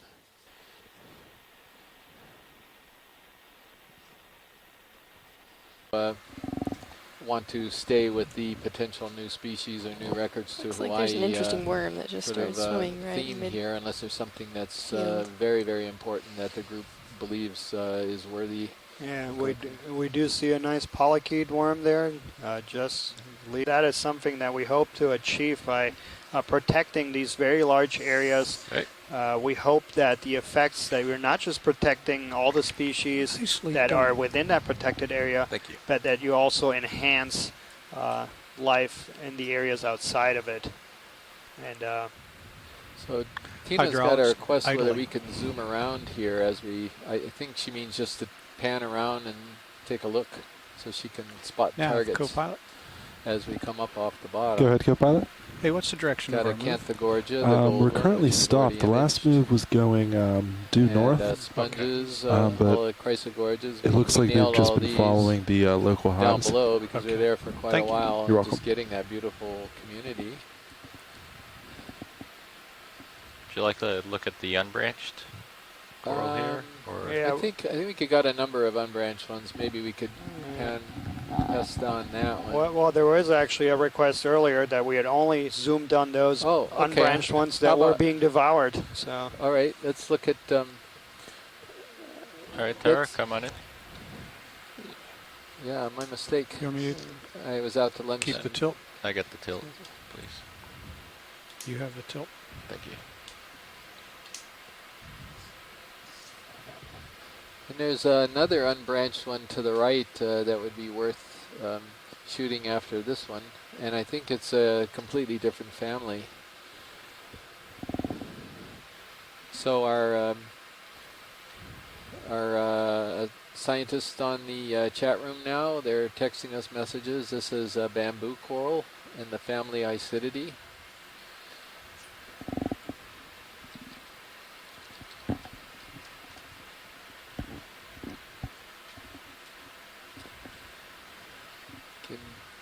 I'll get a establishing. And then to the right, a little further out. Keep going. That one that's uphill a little bit. And Scott French offers Candidella, and it certainly looks like something we call Candidella gigantea. It's been documented here in Hawaii before.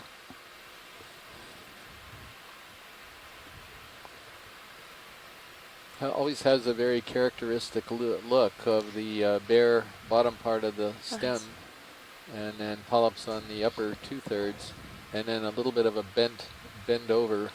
This guy right here? Yeah, the one dead center on the, yeah, that's it. Ready, pilot? And that Candidella gigantea was previously only known from Fiji, and collections in 2003, including work in Papahanaumokuakea, extended the known range of that species to the Hawaiian archipelago and the northwestern Hawaiian Islands. And the person who is responsible for that range extension is also the person who brought that to our attention. This is Dr. Amy Bacco-Taylor from the University of Florida. Florida State University. I'm sorry, I keep blowing that. I'm sorry. Oh boy, I'm getting bad marks. We see a jellyfish feeding on one of the polyps again, perhaps. Oh, that's right. Yeah, it could be.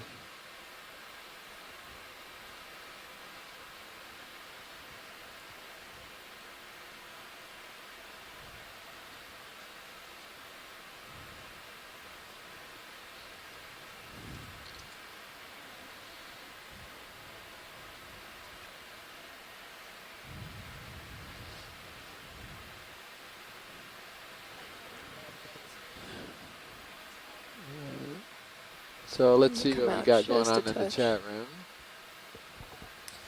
room. Amy mentioned she's being modest here. She said that Dr. Stephen Cairns of the Smithsonian figured it out. She just collected it for him, and Steve Cairns was on that cruise. Yeah, and again. These tug. funny little corals were stumping a bunch of us until Amy grabbed one and figured out what they were. Specializes in that group. And that particular cruise was very interesting because they came back with a whole bunch of undescribed species. And we're seeing the very same thing on this cruise. And that gives you another indication of how little work has been done in this area and how much there is to discover. Yeah. So, Pilot, what we were doing on the last watch is we were following the corals, I think, and the ridge. And they seem to be consistent. The ridge and the corals are related. And so that's sort of the agenda. If the corals peter out on one side or the other, maybe you can hop to the other and see if we can keep the community going. Yeah, copy that. And there we see one of these unstocked crinoids there. Yeah, Pilot, would you, the ship's been stopped for a little bit. Would you like another ship? We've got a large anemone, and I think Tina Morozova was pretty interested in these anemones. I wonder if we could get a snap zoom of this 290 or large 300, anemone it would get me that's down to our closer lower to where D2 is right now. lower part of the It screen. looks like he's right on the ridge. Zoom on it. Yeah, that would be terrific. Or just the zoom. Yeah. Doesn't have to be a snap zoom. Bridge, this is Nav. As this is tower. Nav, this bridge. Hi, can I get a ship move of 30 meters at 300 degrees at 0.2 knots?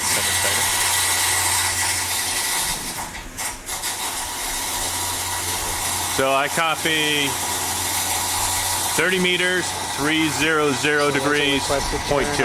Yep. Thank you. Yeah, if we come out a little bit in a second, we'll get the lasers in view.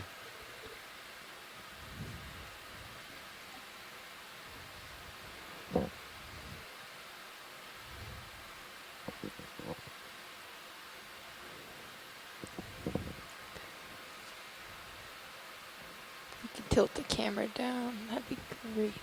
Perfect. Thank you. So I don't know, Amy and Scott, I'm totally confused on the difference between anemones and octocorals. I'm just hoping somebody out there can kind of explain that a little bit better. They all look like the same thing to me. One's got a squatter base and one's got a stalk. And like, what's the difference with this guy? Why do we call this an anemone? Well, I'll start with some of the biggest differences. So this is a hexacoral. Versus the others are octocorals. So this would have polyps with tentacles in the multiples of 6. Octocorals have polyps with 8 tentacles. So they are in a completely different group. Just a bit. These things are actually closer related to zoanthids, scleractinian corals, black corals. I'm answering Tina's question. I'll interrupt just for a second. Tina, yeah, we're going to zoom out a little bit and get the lasers on it so we can get a measurement. But go ahead, please, Daniel. It's come out a little bit. So yeah, there we go. The number of tentacles is and the morphology of the tentacles. These things are unbranched tentacles. So we saw a lot of and actually you can see the one right next to it, the sea whip. That's an octocoral. So you can see those polyps have branched tentacles, so they look more like snowflakes. So very, very different. And then the number of tentacles, as I mentioned. So Scott was wondering whether I actually meant anemone versus corallimorph. He didn't pick up on the fact that that was a prompt for a little general public explanation of differences between cnidarians there. Yeah. My apologies for being such a nerd.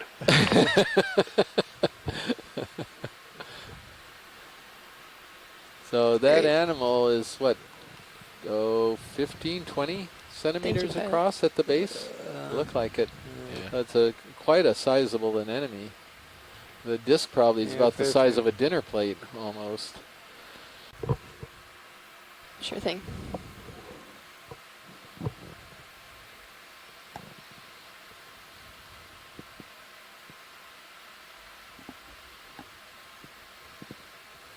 If you're wondering what's so weird about these rocks right here, we're looking at pillow lava flows. And the way lava comes out undersea, it comes out in these sort of ropey, toothpaste-looking strands. And what you're seeing is a very old lava flow.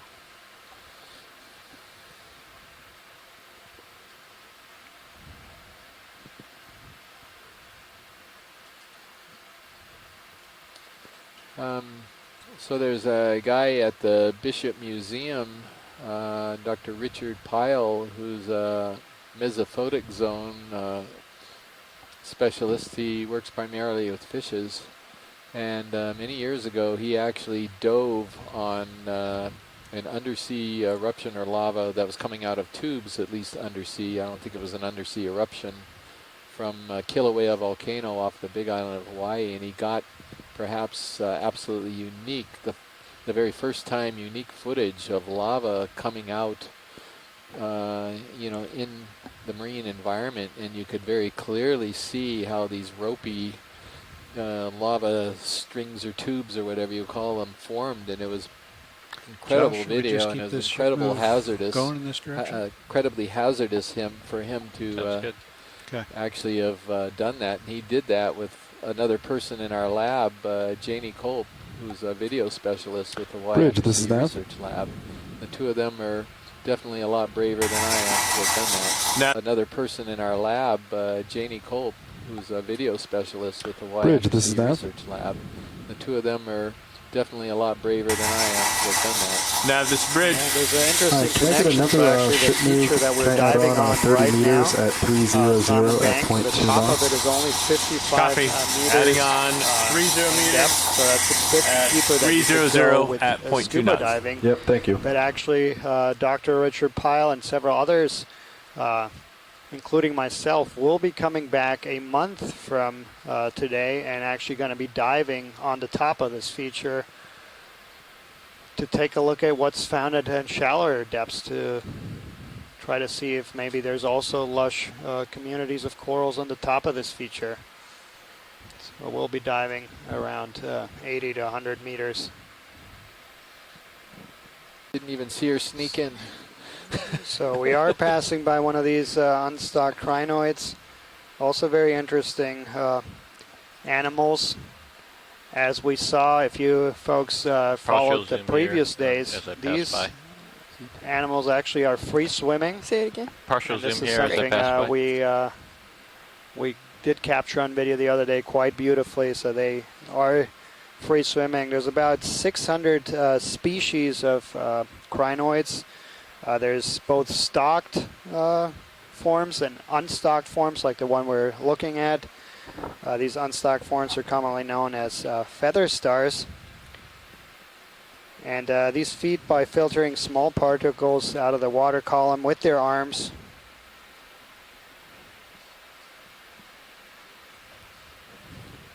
And most species have separate sexes, so you have individuals that are either male and others that are female. And as I found out yesterday evening, they are the state fossil of Missouri. Am I okay to zoom a bit further, Partial? Sure. There, that's so lovely. this must be a very old creature, evolutionarily. So yeah, we see a few of these beautiful crinoids there.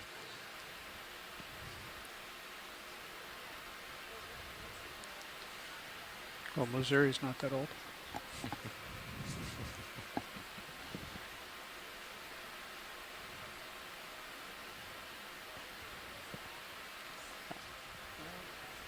So our current depth again is 1,950 meters.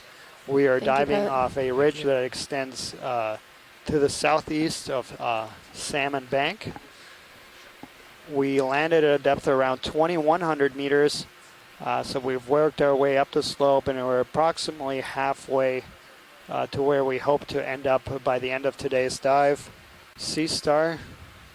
Let me know if you've seen this already. Come in partial video.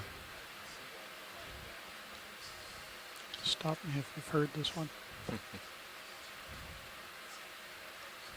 And perhaps Dr. Christopher Ma might chime in here in a second to come in tighter. I'm just going to keep explain what we are looking at.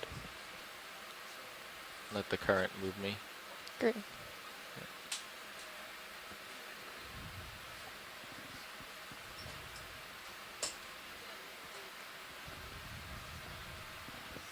I think he was missing a leg.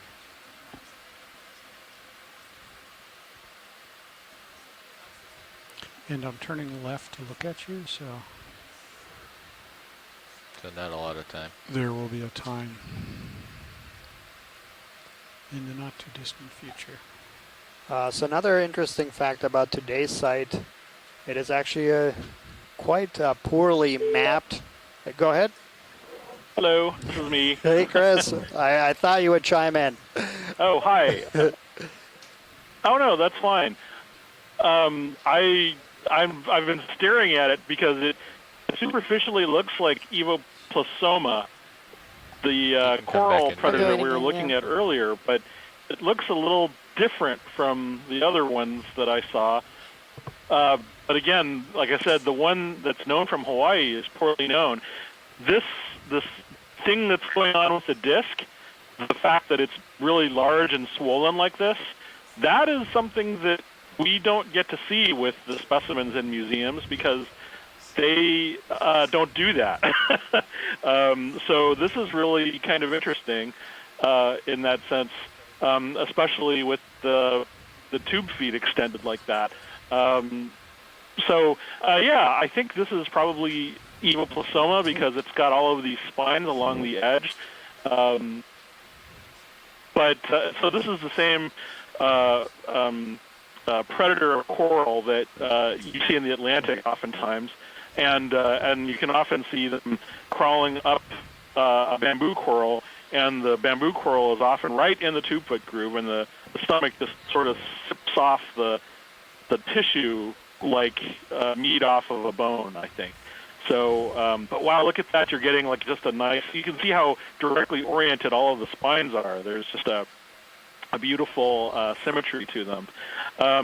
No, this is why living imagery is so important for people like me because we study these animals, and you know sometimes these characters are used to identify these species, and we don't know whether they're real or whether they're just aspects of the animal which are artifacts of collection or preservation.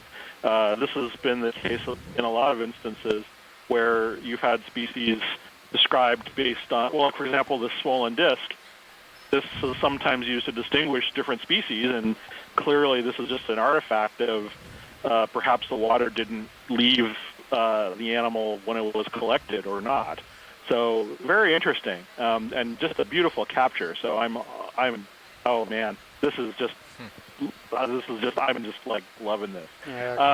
So yeah, I mean, and you're capturing, the animals are made up of like calcium carbonate sort of skeletons, and so they're like three-dimensional boxes. So their skeletons are just these intricate lattices of spines and surface plates and openings for the papilla, which is the gills, what you're seeing on the top, all those holes. Those are the gills. That's where the there's little pockets that come out so that the animal can breathe. So it's sitting there. It's really fat and happy for it to sort of be sitting and extended like that.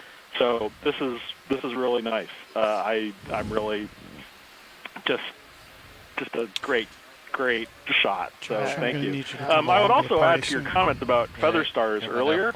Feathers, they're sort of stationary, but when they're prodded or pushed or annoyed, that's when they start to swim, and they do so very nicely. But they're not like pelagic animals in any sense. They're typically found on the bottoms. So anyway, but that's enough of, I'm looking 90 of me. degrees, actually. Thank you very much for the delicious coverage and the wonderful ongoing video. Thank you. Thank you so much for joining us and sharing your insightful comments on these group of animals. So that was Dr. Chris. It's my pleasure. Bye. Bye-bye. So that was Christopher Ma from the National Museum of Natural History, Smithsonian Institution. Just as we got some nice footage of these sea star. We're still getting a reasonable density. We've lost a lot of our Paragorgia, those beautiful ruby red corals in this particular part of the ridge, but still got a lot of other things. Yeah, quite a few Chrysogorges and then these Walteria sponges. Yeah. These things are spectacular. Yeah. And we imaged one right at the beginning of the dive that had all kinds of brittle stars growing in them. Go ahead, Nav.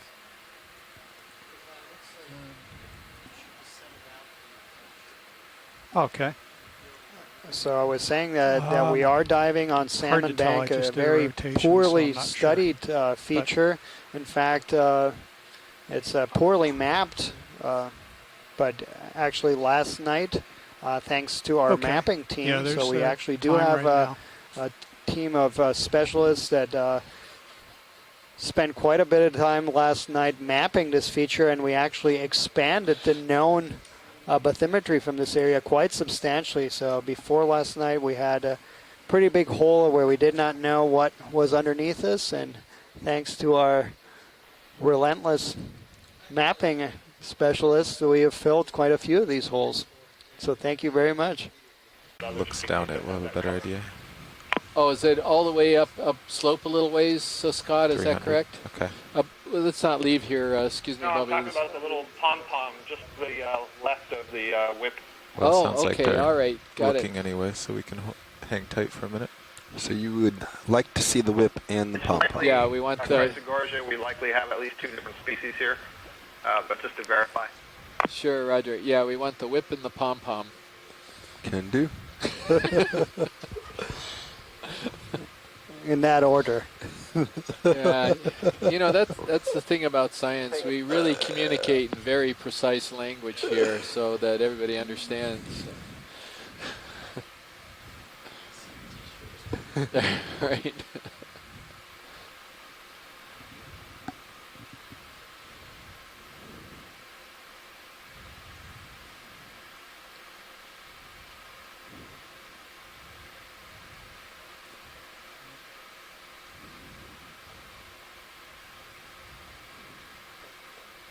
You know, Scott, when you originally made this request, I was thinking you were referring to a planar coral that's a little further upslope to the left of the screen. Go ahead, video. And there's something that might be of interest there afterward. Right, the one that would be more Okeanos Weber I like. Yeah. That's really dense. Let's bring you up to the... Yeah. What is going on here?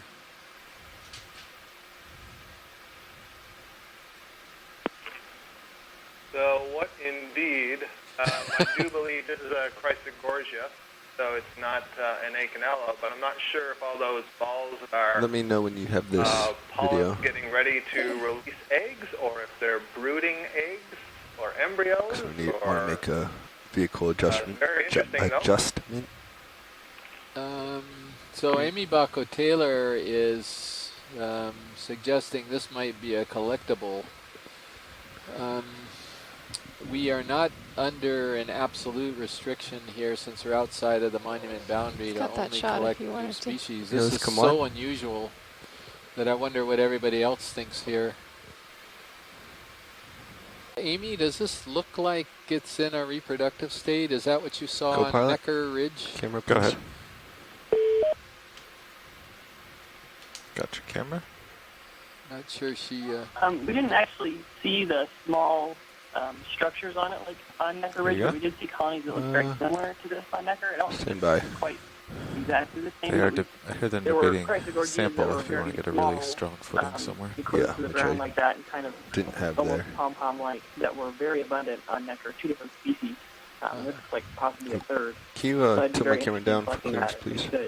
And then we can answer all the questions. Tilting down. Are we getting... Also, from looking at it in this direction, it's much more clearly a Chrysogorgia. I wouldn't have even suggested it was an Okeanos if I'd seen it from this orientation first. Yeah, so are we all in agreement? Is this something we like to put in the box? I would vote for this. I haven't seen anything quite like this before.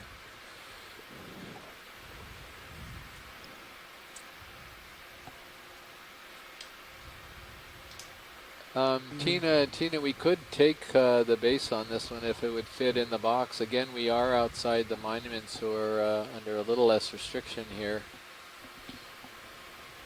Gosh, yeah, and can't Scott get a stable also footing, is let's get some imagery in out favor of it. of collecting this particular specimen. Great. And while Les is not with us, I'm sure he would be. If you look in Cirrus, the center of also your skids are on, so you're probably well, if just these rocking are around. reproductive bodies, or even if they turn out to be weird polyps or a parasite, it still is pretty fascinating what on earth we're looking at, because it is very different. And what do we have there? A commensal shrimp?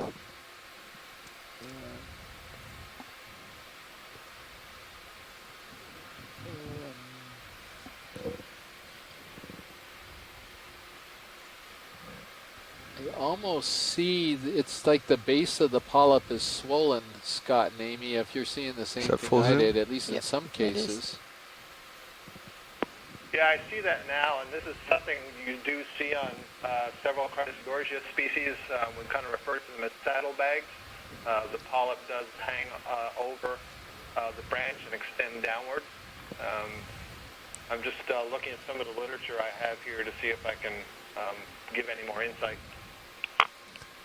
Okay. So watch lead pilot, to confirm we're going to want to sample this. Yes, I believe so. I think there's a consensus. That's a valuable specimen.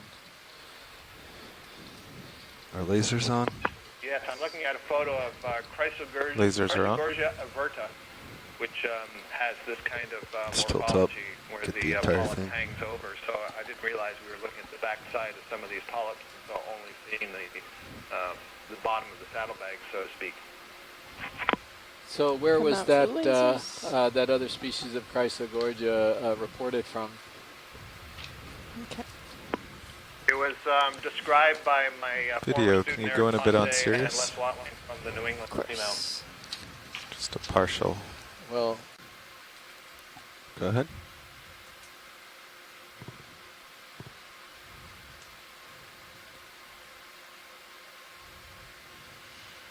Let's go all the way down to the base. And then use your magic to tilt nice and slowly all the way up. Great. My magic. Are you ready? Wait. Yep. As soon as video's ready. Ready. So here we see another unbranched bamboo coral.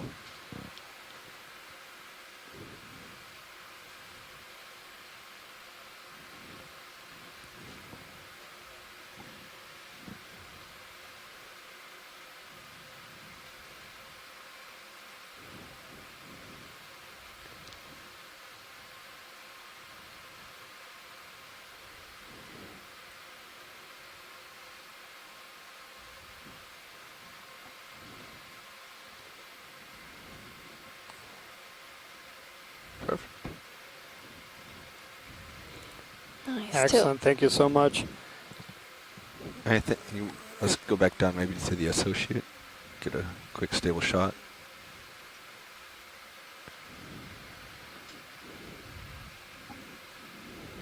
Okay. Full in video. Just on Full the in? S. Yep, on I the saw that. associate. There we go. Oh, it's a squat lobster on the back. Full zoom. And as soon as you have it, we'll turn left. Okay, stand by. And there we're looking at a squat lobster.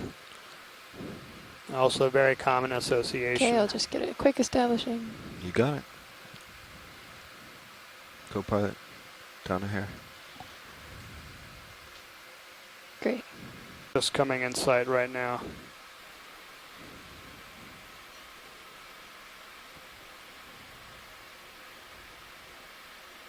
Tilting down. Yep. Go ahead, video.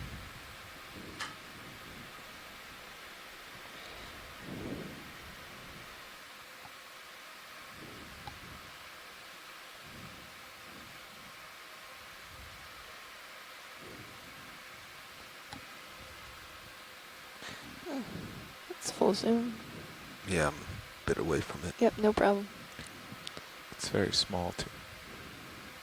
I'm looking downhill.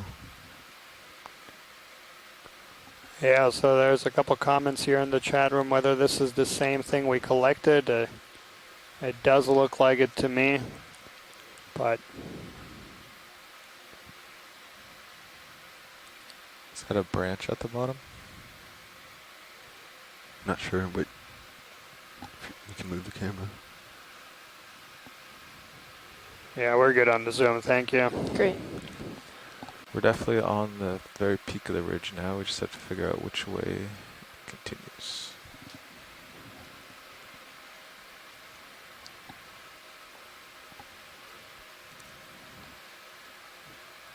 Yeah, so for those of you who just joined us, we landed at about 2,100 meters and it was pretty barren. We had quite a bit of sediment.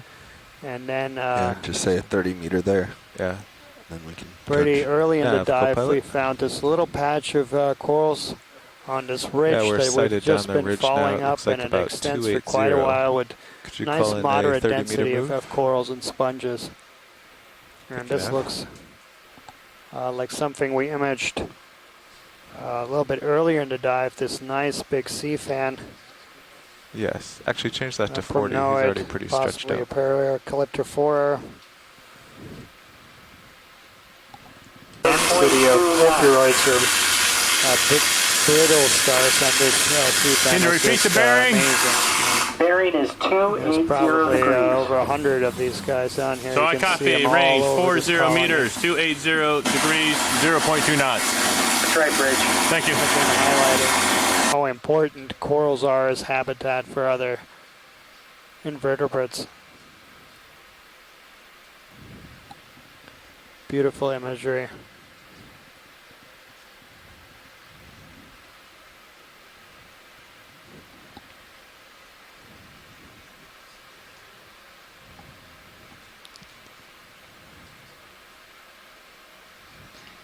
Lovely shot. Thank you, pilot.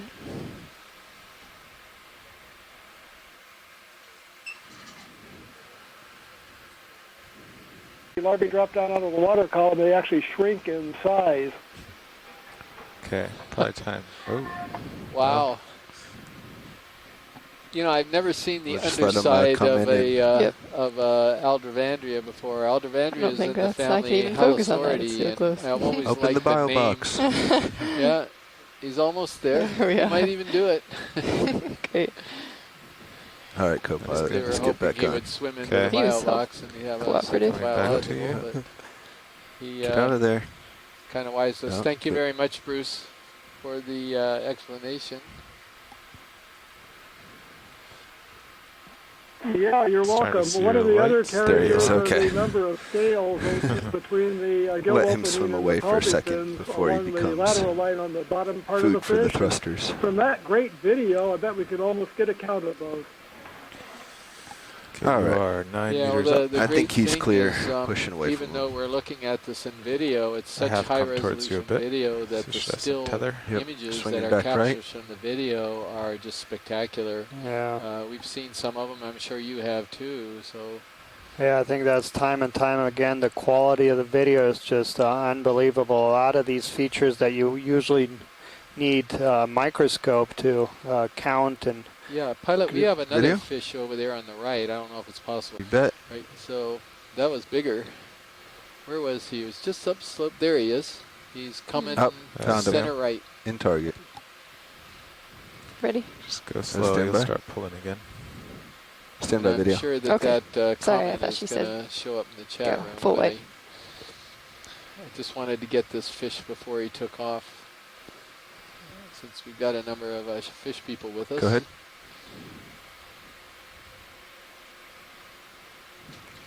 It's not as cooperative. I'm bigger, faster. He's a speed Apparently demon. he noticed us. He has maneuverability. That is true. Just like that. Go ahead, full zoom video. So Bruce has just tagged him as a fitted. Uh-huh.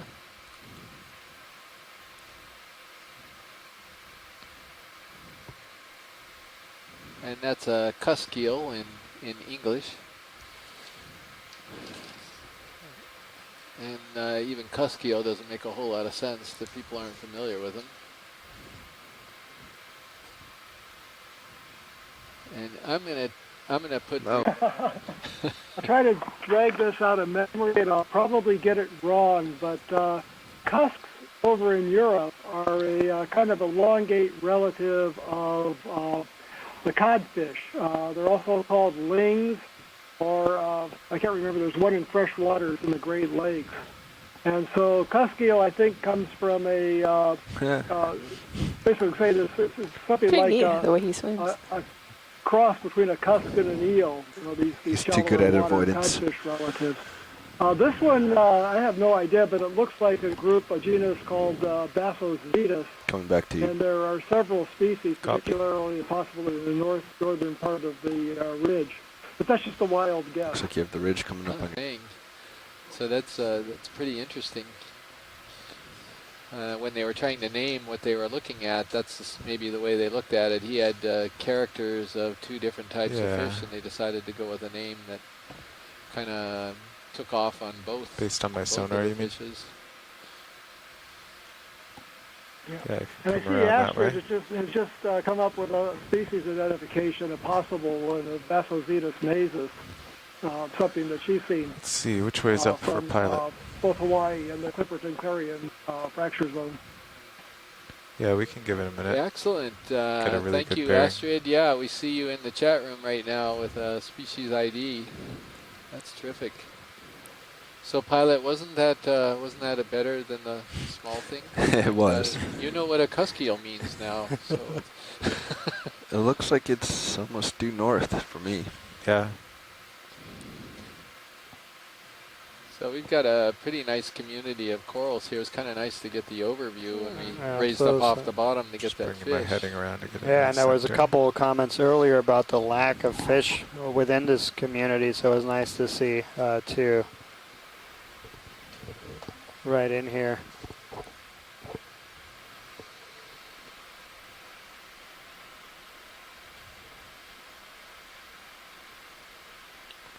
There's another one of these Paragorgia or bubblegum corals overgrown by a zoanthid.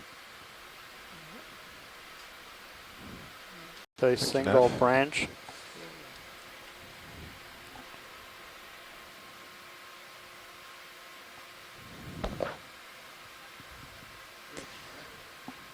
Got a little time, pilot.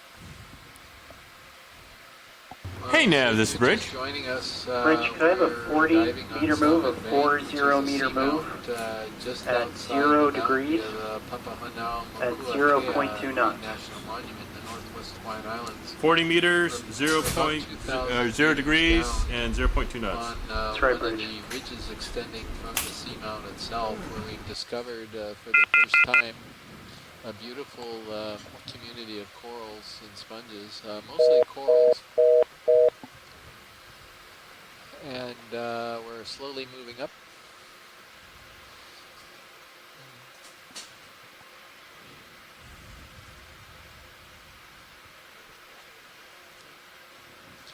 Like that, it looks like it's now 3-2-0.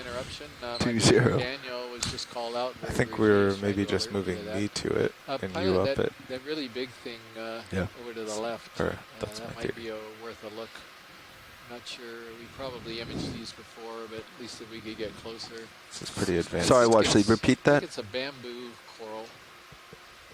Watch lead pilot. Can you repeat that? I was distracted with co-pilot. Sure. Sorry. This very planar fan that's we're coming on edge here. I'm not sure we've documented that before.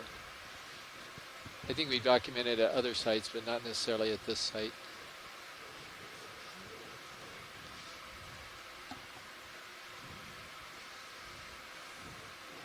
Wow, look at that. That's beautiful. The whole scene is just really, really beautiful.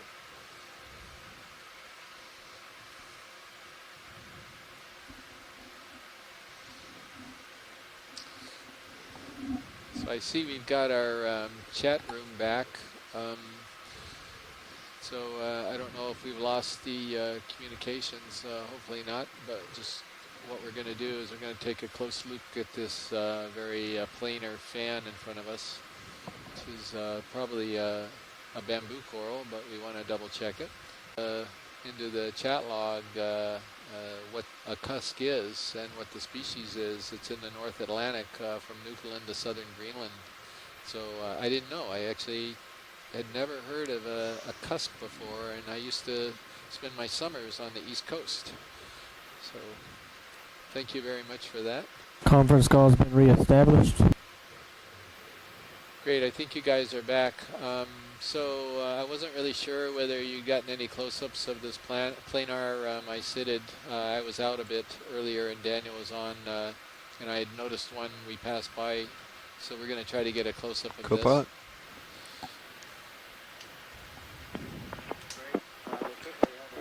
Up on anything this large, I don't think, today. Yeah, it's just where... I mean, in terms of planar, yeah, you know, that's what I was thinking. We might not have documented this one, so it was worth a stop and... Sorry. Some close-ups. Lost your footing there. I did. Let's just try it from here. Okay. Ready, pilot? Go ahead. Down.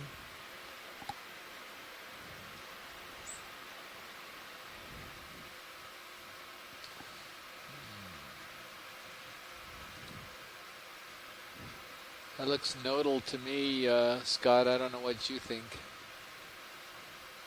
Yep, I agree with you, Chris. Nodal. Trying to see if we can tell if the tissue is kind of thick. Yeah, I think so. I suspect that this is in the genus Jasonisis, or very close to it. Okay, great. Polyps, they just kind of look thin. They look like they have, thick. They look like they have a tegument associated with it. You know, notice they're kind of pinkish hue, pinkish white hue to the polyps themselves. And if we were able to look closely at the polyps, I think we would find that there are a lot of scale-like sclerites instead of needle or rod-like sclerites. Nice shot great, of the thank base. you very much, Let's hold this for a second. Scott. That was the voice of Scott France at the Louisiana State I'm gonna come out a bit. University in Lafayette, and he's a specialist in a lot of things, and this happens to be one of the things he's a specialist with, along with Dr. Les Watling here at the University of Hawaii.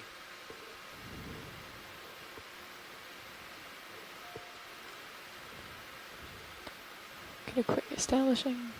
The nice sort of curvature to those branches is another indication of that group of bamboo corals, the Jasonisis group. Great. Yeah, thank you.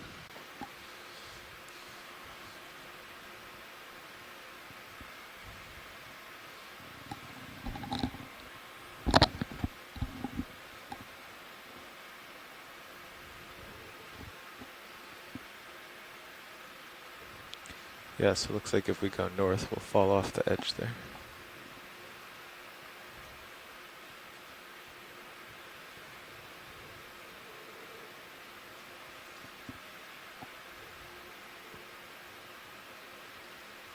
Go ahead, Nev. So these look a little bit No, like I think we're good. lava We're just flows getting here. Sirius centered. Is the ship Underneath still moving? this, it seems to be a ledge of some kind. Okay.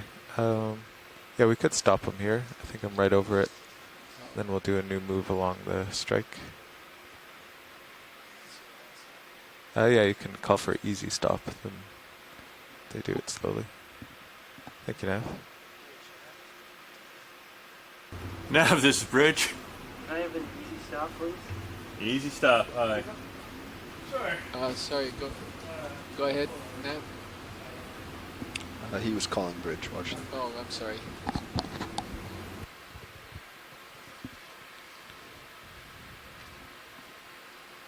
It's an Acanthogorgia on the left there, and we have a Primnoid on the right, and probably in the genus Narella.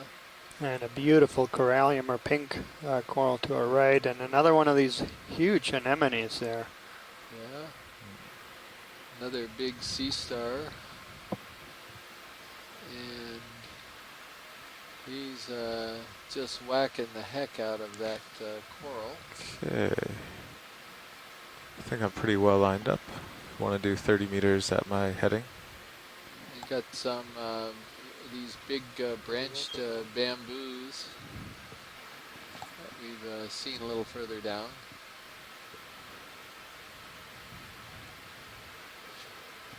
So I think we're just seeing some of the same players that we saw down below, some of the same corals, and then we're getting some new ones kind of joining in as we get closer and closer to the top. But yeah, quite an abundance Now of this life, bridge. and then this is something that for those of you who might be joining us for the first time on this expedition is we've seen on a few of our dives just how dense some of these communities are. 30 meters, A long time ago, scientists thought there was no life below the depths where there's no light. There was terms for the portions of the water column where there's life, and everything below it was assumed to not have any life. And as you can see with your own eyes right here, there's quite a bit of life. Well, it doesn't slope nearly as quickly as... And everything below it was assumed to not have any life, and as you can see with your own eyes right here, there's quite a bit of life. Well, it doesn't slope nearly as quickly as you can also see as he swings off of the ridge top, it's pretty barren down below the slope here. Okay, coming back to center. So one of the other things we're trying to understand today and with some of the other dives is how important these ridges might be for the development of dense communities of deep sea corals and sponges. And this may be an illustration of their potential importance. We're seeing a lot of corals right on the crest of the ridge, and then you dip down a little bit to one side and they seem to peter out. They really want to be on the top. Absolutely. Development of dense communities of deep sea corals and sponges, and this may be an illustration of their potential importance. We're seeing a lot of corals right on the crest of the ridge, and then you dip down a little bit to one side and they seem to peter out. They really want to be on the top. Absolutely. Nav, co-pilot. Could you zoom out on HiPAC? I'm just curious where we are. He's going to give us a view of the other side, and we've got another fish pilot in copies. the water column. I'm sure that people would really enjoy us around. That's pretty cool. Go ahead, video. Different than any of the others we've about halfway there seen today. All right, thank you. Or not. Is that the Bazazetus again? Not really sure. Decade nav. The eye looked a little bit big for Bazazetus, but he's certainly, well, he's not that big of an eye, I guess.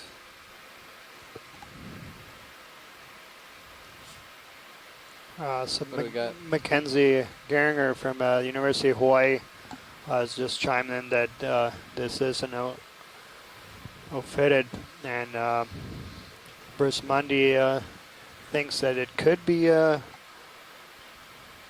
one of these Basocitas.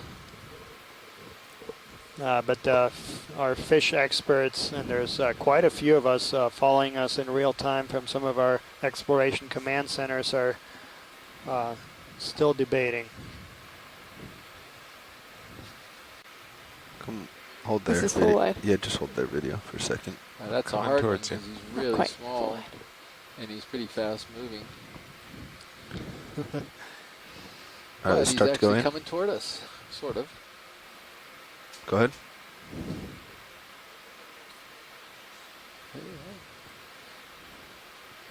Yeah, Roland said everybody wants to be in pictures, including the little black fish down here. I mean, they've waited for a very, very long time. This is the first time that there's a camera down here. So. That's true. And then we may have actually seen this before, now that I'm seeing them closer up. Not at this site, but maybe on one of our previous dives. And I'm actually predicting what Bruce is going to say this is, and I'll bet there's a slash line between two different names here. Well, let's see what him or Astrid or Mackenzie are able to come up with on this animal. Down.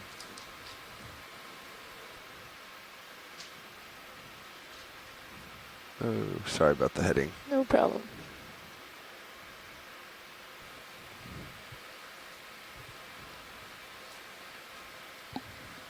About to stub my toe, and I'm down. Yeah, so maybe he'll stop moving. It's going quick. See, it looks like there's a discussion on that previous fish that's still going on. You know, we had two rapid-fire fish observations, one right after the other, and didn't really give the fish people enough time to thoroughly vet the first fish before the second one came. And your prediction was absolutely correct there, Chris. Bruce Mundy did throw in an ID with a slash in the middle, and yeah, that's exactly what we thought you were going to say, Bruce. So thank you so much. So he's come up with an ID, either Malacocephalus or Trichonurus. But if you'd only just settle for a second. He does mention that he's not completely sure on that ID. Yeah.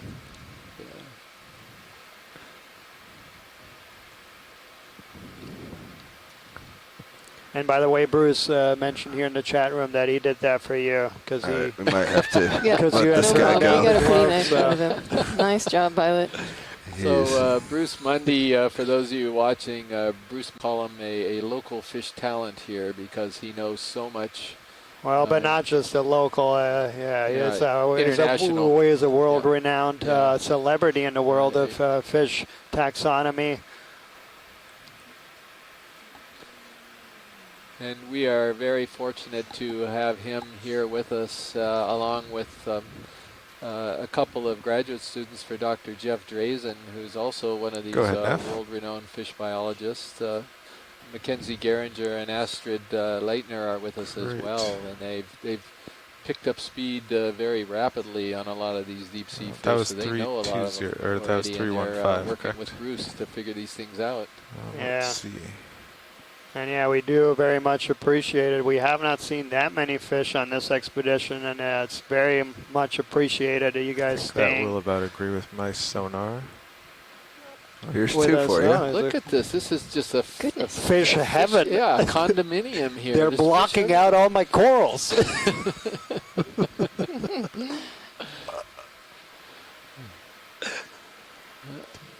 You know, you were right, Roland. These guys are really trying to steal the limelight from the corals. But look at this. May be different, though. Yeah, maybe we could get a zoom on this one.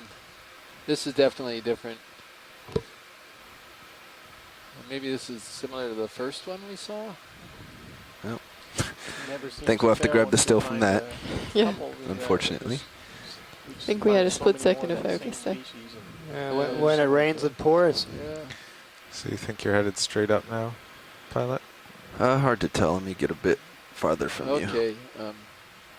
Back to the corals and sponges. Sorry, coral people, that we digressed. And we're at 315. There's Anthomastus. We hadn't seen those for a little while. And I copy look 30 off meters, left. 3153, 0.2 knots. That's right, Bruce. Yeah, it's fascinating terrain. We're looking at manganese-coated pillow lava formations back here. up the hill. And so all of these islands out here and all of these seamounts are volcanic in origin. And we're diving so deep that we're actually seeing, we're getting a view of how they formed by transecting up over these lava formations. Here comes one of my boys. Except for the Walteria, we haven't had that many sponges showing up today. So, what's that video? Looks like a holothurian on the bottom middle of the screen. We don't need to zoom, but it's interesting. Polyopogon sponges. He just went off bottom. Polyopogon. And there's a second one right next to it, but it's probably a different species. It's not clear. Actually, it may be the same species, just a younger one. Yeah, it seems like there's something in for everyone on today's dive, and you see quite a few sponges, quite a few corals, some fishes, other invertebrates.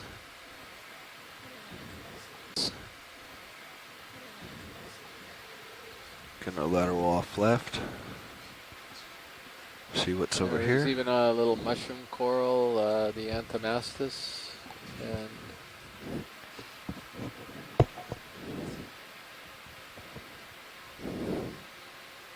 yeah, the geology here is just as fascinating as the fish in the coral communities. Yeah. And we did collect a rock sample earlier on this dive. But that's a good point. Pilot, if you see something around here that you could pick up, this would be high priority because we're in pillow lava formations. Roger that. There's only about 5 minutes in our shift, so I'll leave that for the next group to poke around. Great. I'm sure there's plenty of loose ones here. Roger that. Thank you.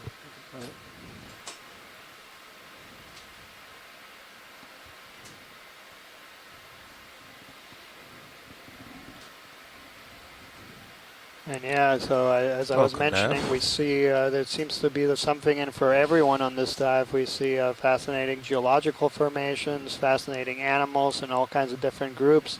So it's been nice thing is the things that we don't see here are man-made objects, and that's actually another reason why we're up there. This is one of the most remote places in the world. And by going to these places that are isolated and away from human impacts, very windy.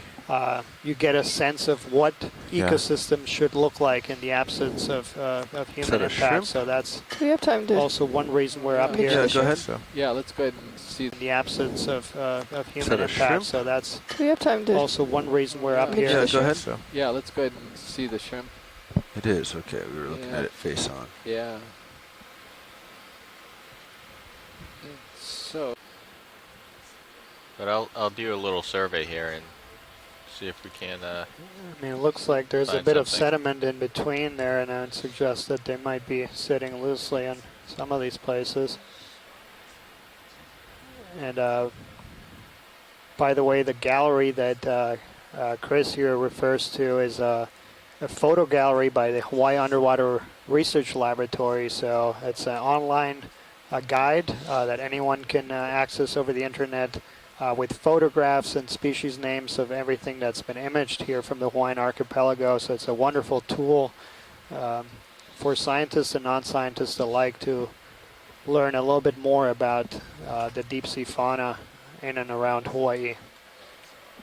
So that sponge that Diva Amon was referring to is this one that's in the upper screen here. These are magnificent sponges, and they always have really interesting animals living with them. And I can already see the round holes in it, which would mean it's the same thing. Is the ship moving, Nav? Yeah. Earlier. Yes, the ship is moving. We had a 30 meter move bearing 315 at 0.2 knots. So probably we'll be finishing up here pretty soon.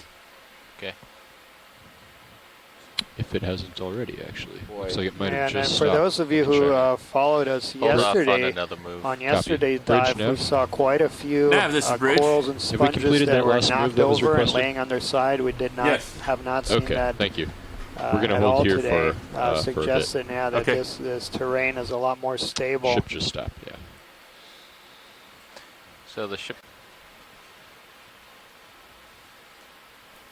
Come out, pilot. So Chris is updating us here on our current position. Our current depth is 1,890 meters.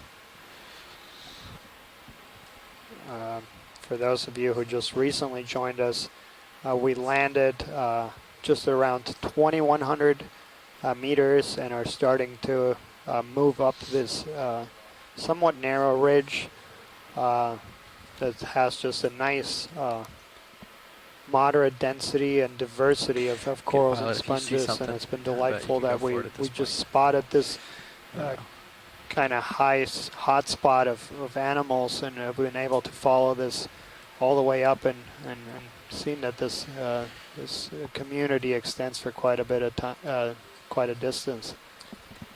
Yeah, so we're doing really nicely here. We're somewhere between about a half and 2/3 of the way up the track toward the summit, which is pretty amazing since we've been stopping and doing a lot of zooms. There's so many opportunities, yeah. Concrete, which we call manganese crust, and even though we have a huge mechanical arm, they are glued and cemented in so much that you cannot pry them out, and this is sort of the big problem that marine geologists are facing. There are so many things that they want to sample, and they can't get them free with the technology today.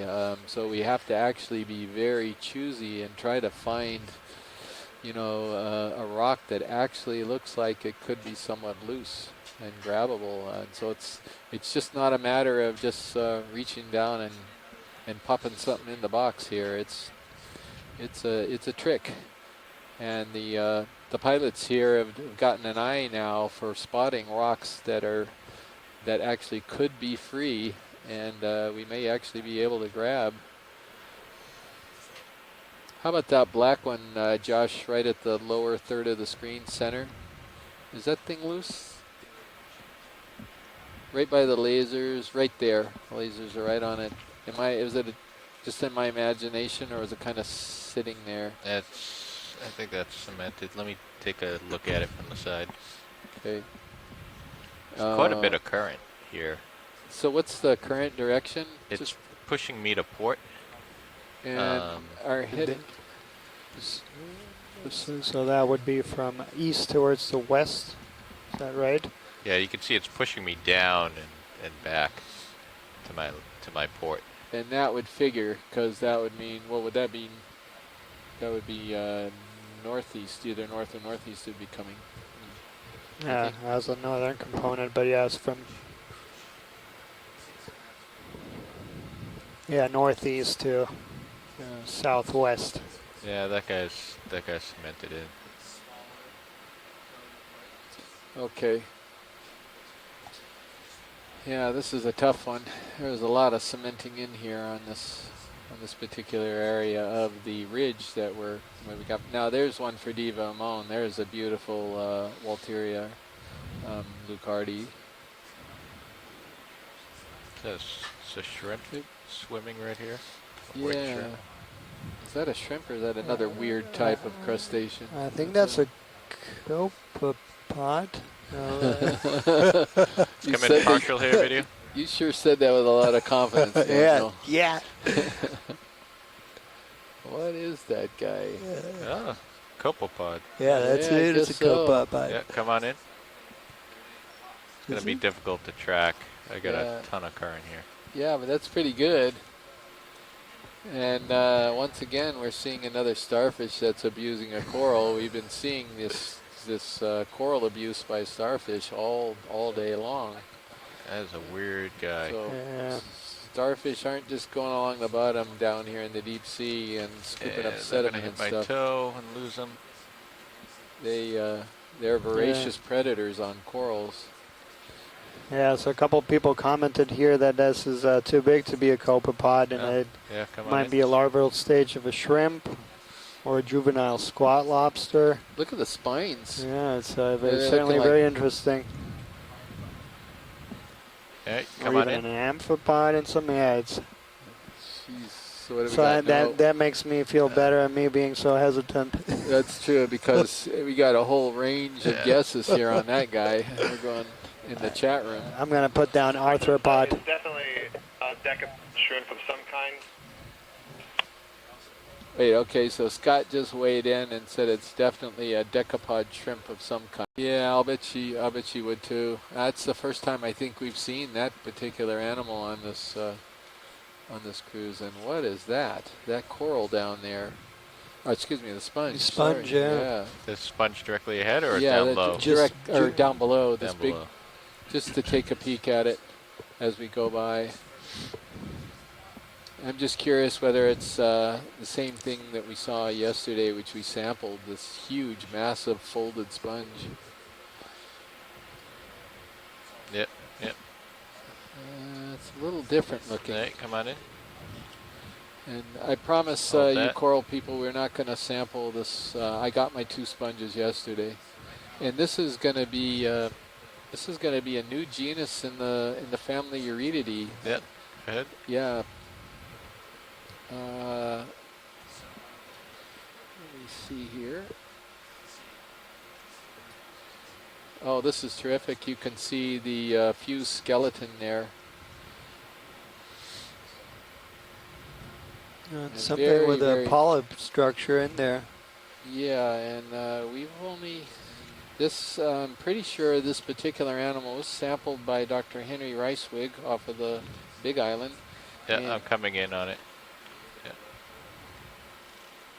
Trying to get more light. Oh, wait, it's got polyps on it. Yeah. This would actually potentially, this could be a Lefroyella, unless there's this new Eurydidae, a new genus that we're talking about, has also got the commensal anemones or polyps growing out of it. Drifting away again. Trying to come See the back tubes in. that they're in, the polyps are living in these tubes if you saw it from the other side, I think. Oh.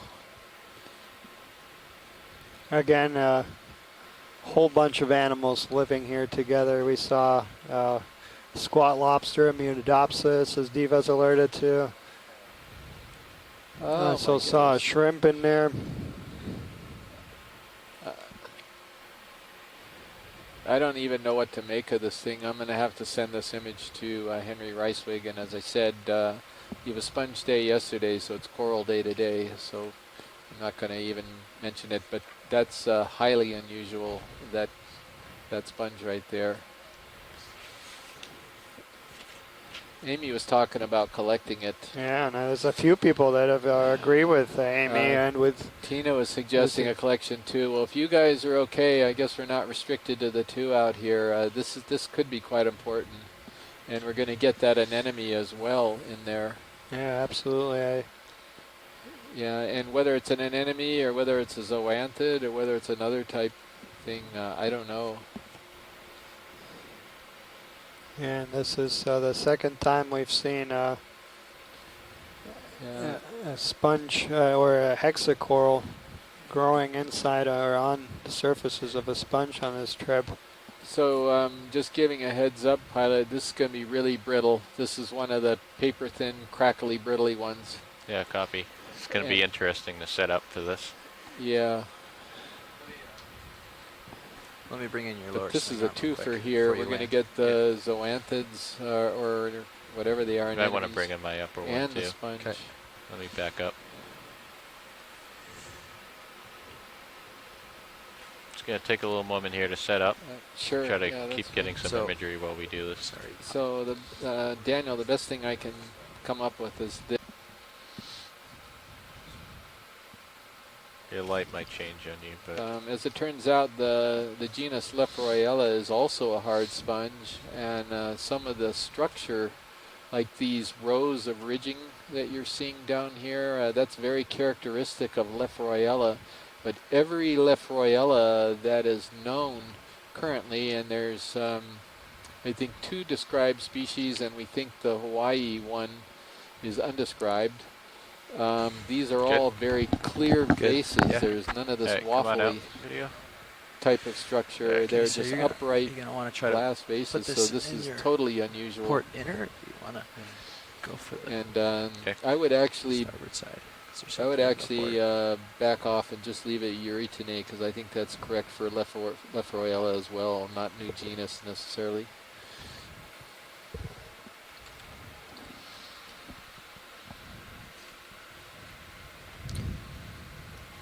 So what's the chat room we got? Let's see. There's one request to look at the back of the sponge, and then there's a comment on the coral to the Chrysogorgia on the bottom. That might be a Rhodoneridigorgia. And according to Les. I like Les's comment. And just as he heard me pronounce that, of course, Dr. Les Wadling, also one of the premier experts on deep sea octocorals, responsible for that name, lock in the just said that he should have named it something else, shorter perhaps. And just as he heard me pronounce that, of course, Dr. Les Wadling, also one of the premier experts on deep sea octocorals, responsible for that name, lock in the just said that he should have named it something else, shorter perhaps. Just sense your one toe. So what you're looking at here is you're looking at come in tight video. a colony that part of which is dead, and that's the brown part, and then part of it is alive, and that's the white part. And so they're zooming in on the live white part. And the fascinating part about this particular sponge is that it's got a commensal cnidarian of some kind that's growing all through it. Do you want to bring in Mini Zeus to see and the... it's, again, one of these amazing relationships between totally different groups of deep sea animals that have come together and have found a way to coexist to presumably both of their advantage.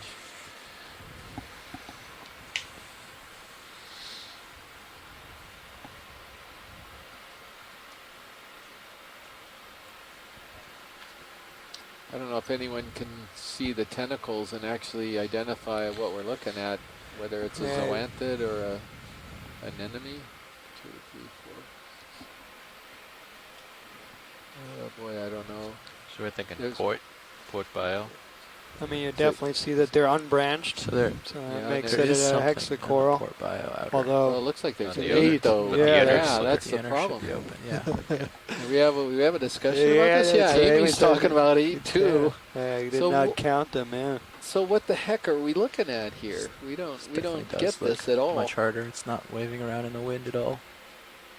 What's that? Tina's going. It she looks didn't think it's like a much harder sponge. It's not moving in the heavy current at all. Yeah, it could be. Now the way and they're all the same kind, and I don't know if they're connected to each other inside the sponge. So that's why I mentioned an anemone initially, because when Henry had collected a Lephroyella off of, I think it was New Zealand a number of years ago, he found these anemones in it. And Daphne Fountain thought it could be in the family Edwardsia, Edwardsidae. Yeah, the arm coming on. But if this is a Lephroyella, this is the most bizarre Lephroyella on the planet so far, because it's like nothing that anyone has described in this genus before. I think it might be an anemone. Yeah, Gina thinks it could be an anemone too. Right. But I thought they always have tentacles in a multiple of 6. Anemones? Yeah, they are hexacorals. I don't know what we're looking at. This is so totally cool, because not only is the sponge a total enigma here, but the cnidarian living in the sponge is an enigma. It's just completely bizarre.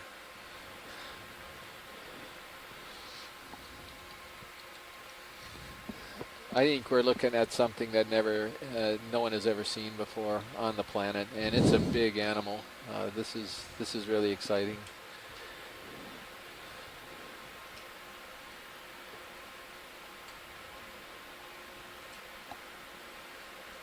Okay. If we, on one of the Anthomastus, well, we will just have passed it, so we'll keep our eyes open. Yeah, and Tina. Tina's going to Polycheilus as the genus in that particular group. And we need to check on that, because if so, that would be the new genus record for that one. Maybe from the still grabs, we can look at it. Yeah, and Les is commenting here that they've seen them before. They're partially buried on the sand. It's first experience by Tina with a living specimen, and so that was that was an excellent observation.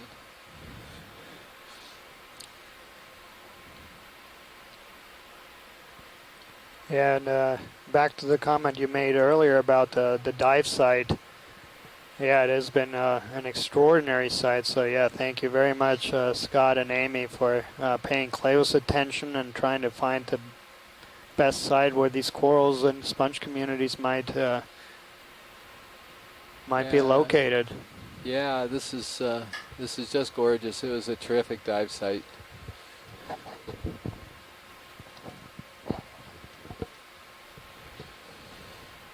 Wow. Okay, still my beating heart here. I'm a bit of a nerd here, I guess, but stuff like that just. So that we do have one of these Anthomastus there.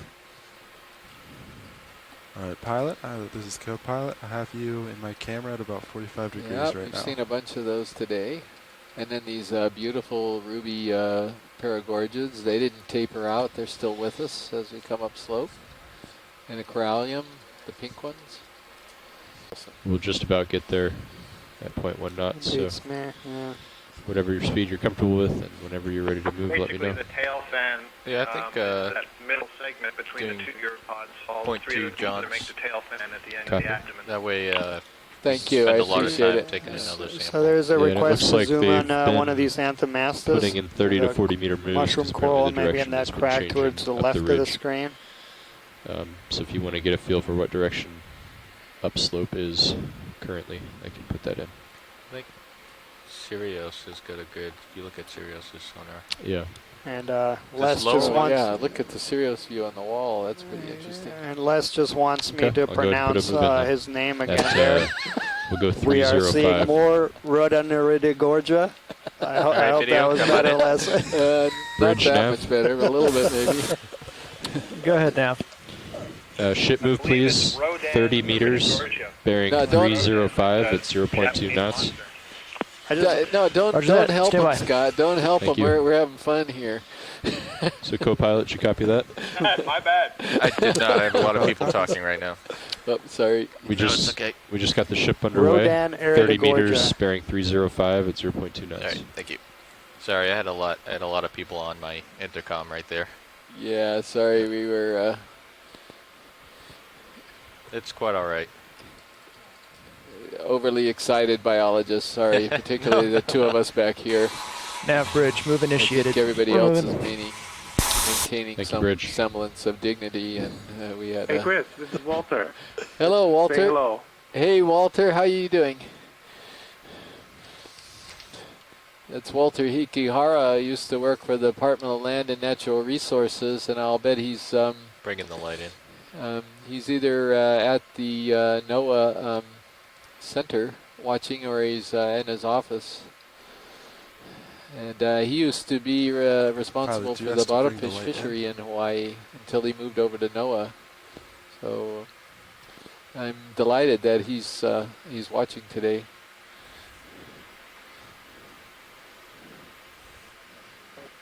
Yeah, it's fantastic video, Chris. It's just beautiful. Yeah, thank you, Walter.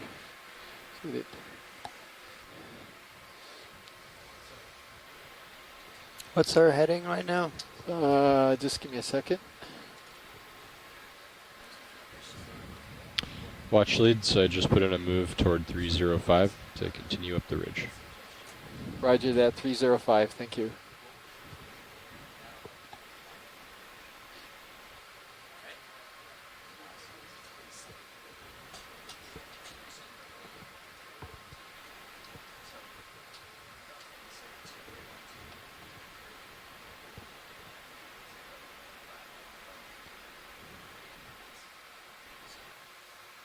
lot more light.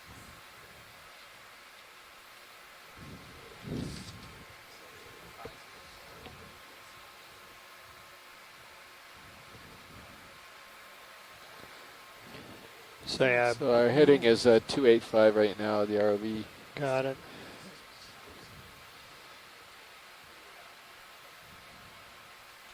Yeah, it's going where it wants to go. I'm just suggesting motions at this point. All right. All right.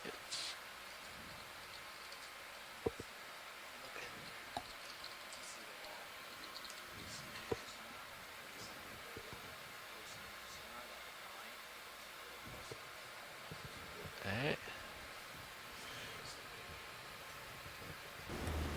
Nav, this bridge doing. Okay, thank you. I'm getting too close now.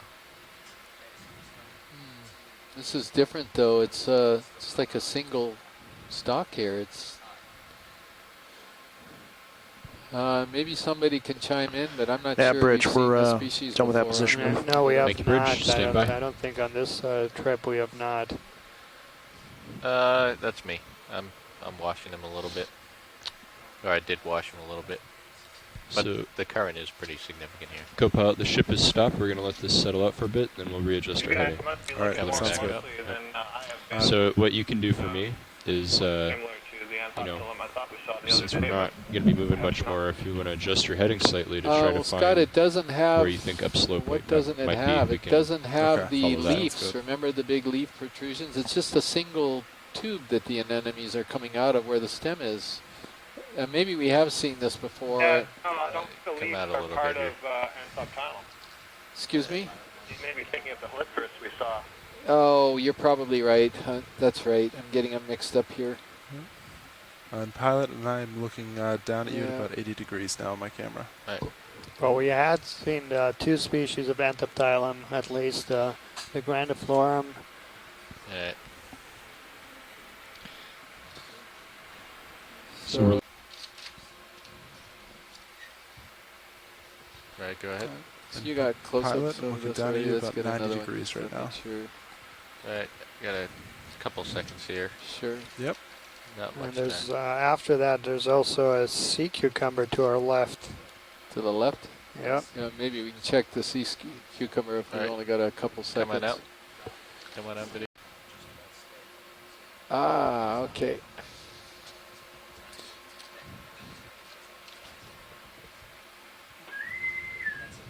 The operations meeting will take place in the forward lab in 5 minutes. Operations meeting in the forward Drifting lab away. 1420.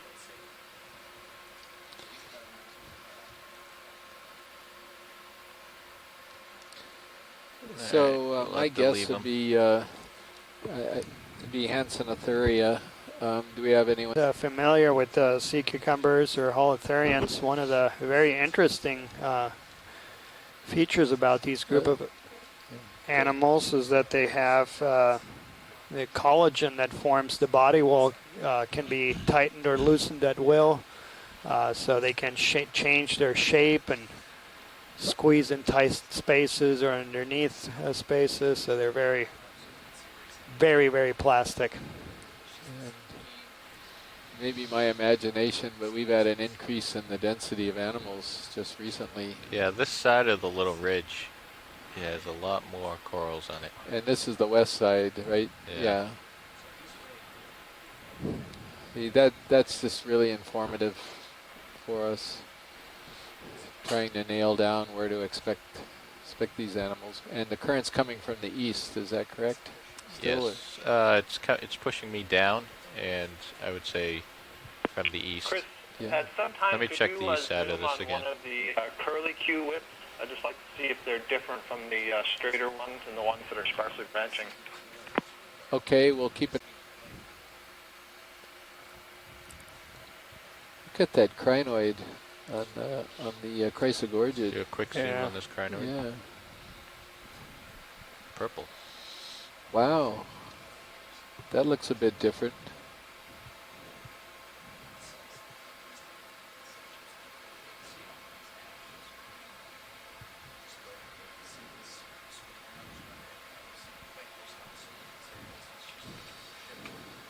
Looks like a baby cries to gorge right behind it. So that the direction that guy facing gives you an idea of where the current's coming from. He's on the opposite side. And like a little wind vane. And our heading right now, let's see if I can get it, bring it up. Our heading right now is 333.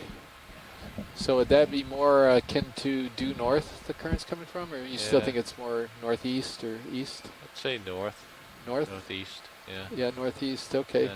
So it's still coming laterally over this ridge then, or more or less laterally, is that right? Because this ridge is oriented southeast, I think. Yeah, southeast. Watch leads, Nav. Roger, Nav, go ahead. Yeah, I just wanted to get a sense of what your goal was for the day. We have just about an hour left in the dive. Taking our time to look at things along the way, then that's fine as well. Just let me know. Roger that. I guess let me sort of pose this to the group here, if you can stand by for a moment. No problem. So need to get a sense for what's more important here. Getting to the summit of this little feature, we're clearly getting a more dense community, or whether you folks would like to continue the way we've been going with the close-ups, possibly looking for another collection opportunity. Chris, I don't believe, when we picked this particular location, I think that upper waypoint was just arbitrary, so I don't see the need to necessarily go to the top of the feature. I'm happy to go there if others want to, or if you want to, but it seems like this has been a good opportunity for lots of close looks to identify this material, so I think I would lean in that direction. Yeah, Scott, and I would actually tend to agree with you. That's why these curly whips, pilot, if we could zoom in on one of these. I would agree. There's so many animals right here. Such a diversity. I think the only thing that probably some people might want is to get that second rock sample, but if we do see something loose, looks like the.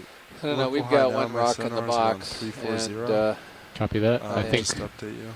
Thanks. Yeah, I think we're going to end up staying here for a little bit. Sounds good. Thank you. Excuse me, Nav, I didn't copy that. Could you repeat, please?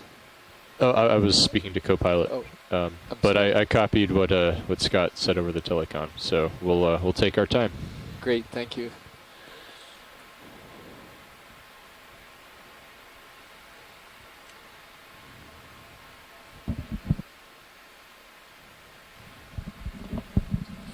Alright, go ahead. Alright, Copilot, if you want to take my tilt, Sean.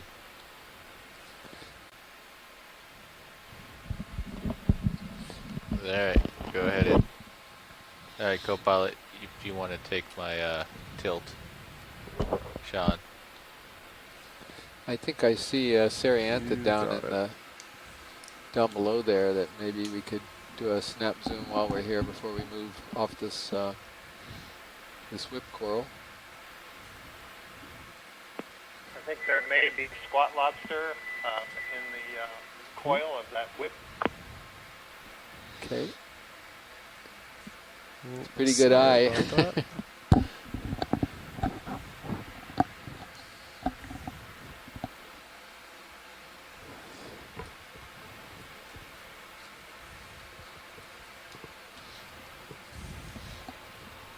And Diva is also pointing out Nope, that's the current. Uralid ophiuroid. I'm not sure exactly where that was, but we just must have passed it.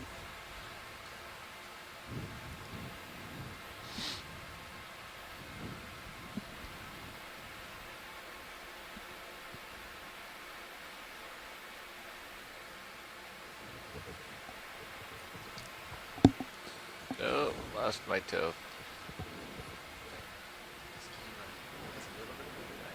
Yeah. So get that touch.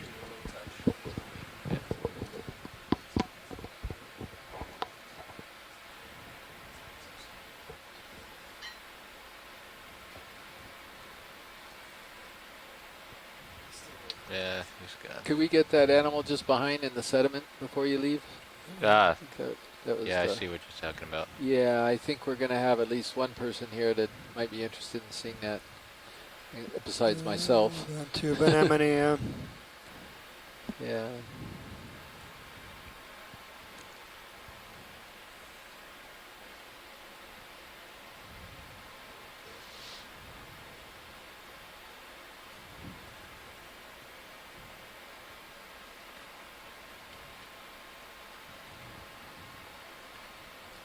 Is that what it is, or is it just an anemone that's just on the side of the rock there? Yeah, it's hard to say. I can't see underneath go it ahead if you can see the tube or not. Yeah, it's going to be very difficult. I think it's an anemone. All right. Let's see if Sean, Tina will you gonna take my weigh in camera? on this. Sean, take my camera. Yep, tilt down. This is what it kind of looks like. I'm not seeing the long, thin tentacles of Cereantid. Yeah. Yeah.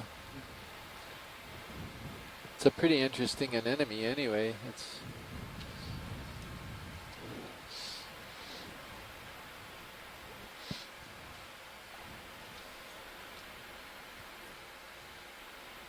so Tina confirms this is not a Cereantid, and she's a specialist in that group of Cnidarians. So, among other things, like everybody here.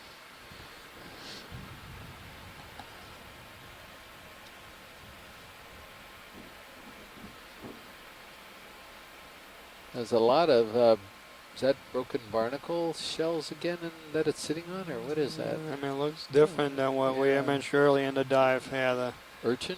The sizes are a lot. They're irregular. They're not. Yeah. Yeah. Yeah, I'd the agree. color, and it doesn't have those striations that are very evident. It's possible because this bank goes up into shallow water. It's possible that we're seeing at least sometimes some material coming down all the way from the shallows and out on a ridge. Yeah. Thank you, Jeff.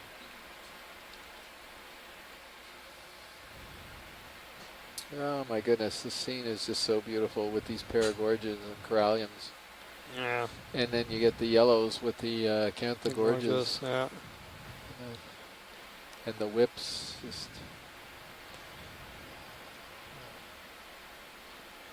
a real treat, yeah. Yeah, those of you just joining us from the Maui Ocean Center on Maui. Yeah, I don't see and any rocks. Is Long Beach or the Aquarium of the Pacific, are they with us I today? believe they have a live streaming again today, yeah, so the Aquarium of the Pacific. Yeah, welcome to all you folks. We're broadcasting this remotely operated vehicle dive live from the Okeanos Explorer. It's NOAA's premier vessel for exploration, and we are on a seamount just outside of the boundary of the Papahanaumokuakea Marine National Monument in the northwestern Hawaiian Islands. We are just under 2,000 meters down, so over a mile down on the seafloor. And as you all can see, there's tons and tons of life down here, and beautiful, beautiful animals. Even though it's freezing cold and completely dark and very, very high pressure. There's a lot of life here, yeah, and so we will be doing dives every day through August 21st up here in the northwestern Hawaiian Islands, broadcasting these live. As you can see, it's pretty spectacular footage. If you are interested to learn more about the mission and about the background and some of the animals, you can always find out more on oceanexplorer.noaa.gov. I think that's a candidate. I saw your lasers going on it. That one might be the one behind it might be. The sort of yeah. blobbier one, right? Yeah. Yeah, that's what I was looking at. The lasers were on it. All right, let's.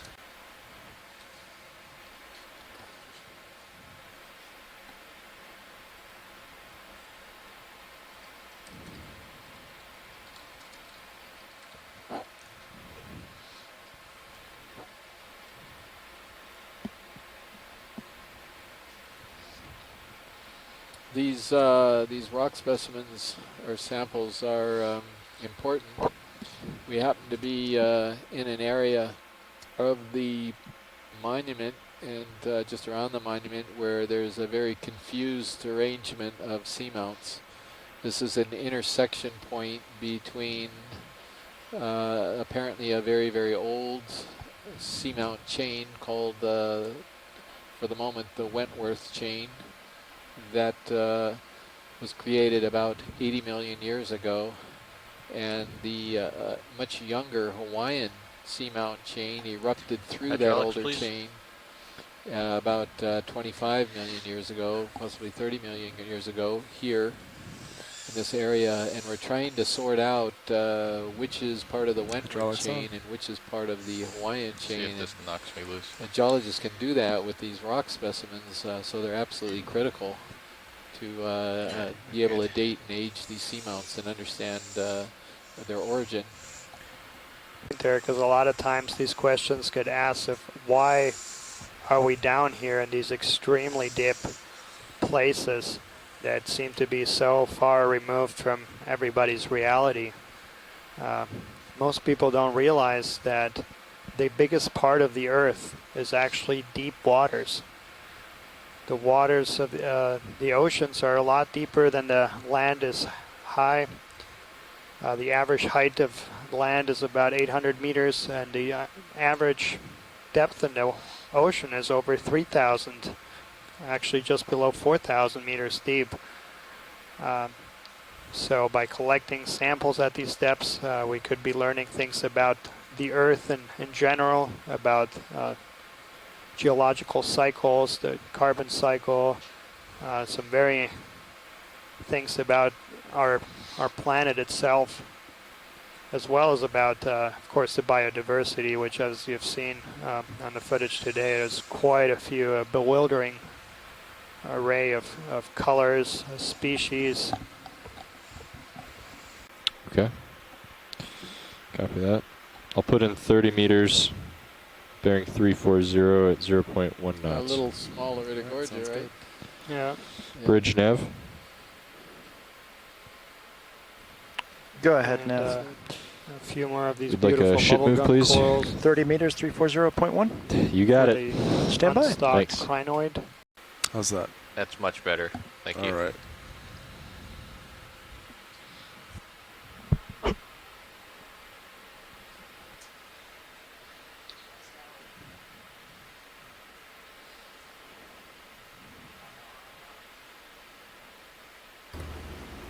Bridge, move initiated. Thank you, Bridge. Pretty nice sort of landscape shot there, again showing that we're in a pretty high density community here. Yeah. And again, completely different than the other higher density communities that we've seen on this cruise. So there's some of the same things, and then the actual composition and the makeup is different. Yeah. And yeah, I noticed that the places where we saw the corallium and the Paragorgia, there weren't many of them, and this is the first time we see big aggregations. Same as at these Walteria sponges there.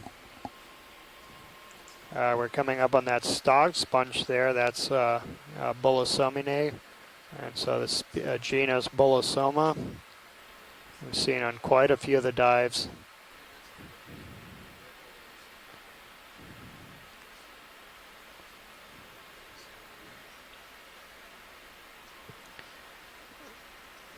So just to update folks, we are currently at a depth of 1,860 meters. We are going to be coming off the bottom in about 45 minutes or so.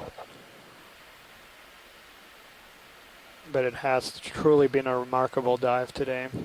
Yeah, this is certainly a surprise to me. I was hoping for a decent dive, and this has far exceeded my expectations. We really got into a beautiful area.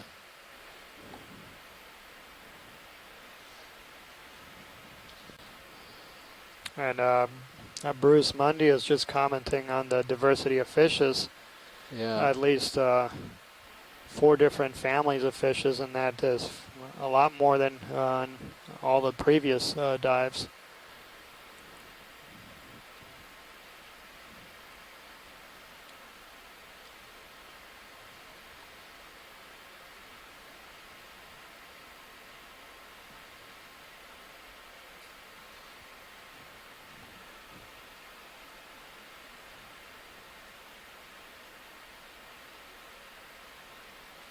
There's a fish in There's the a background. fish there. Yeah, let's take a look at him. And zoom. Like he was going to blow by us, but maybe not.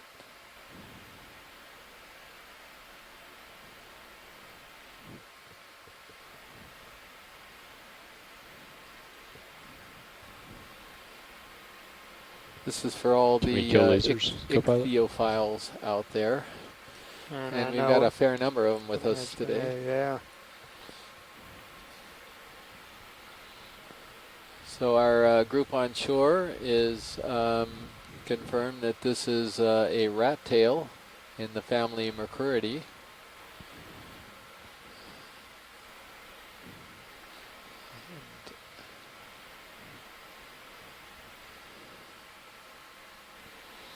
And Bruce said he thinks it's the same one that we saw previously. Come on up. Said he thinks it's the same one that we saw previously. Come on up. Yeah, and I think there's just a Hormathiid anemone, maybe? Is it a Hormathiid? Kind of looked like it. Copy that. But oh, you're right. And we had not seen that on today's dive. Yeah, so we have seen anemones, but we haven't seen one in this family. What am I doing, Sean? You're just out of frame on my port side. There you are.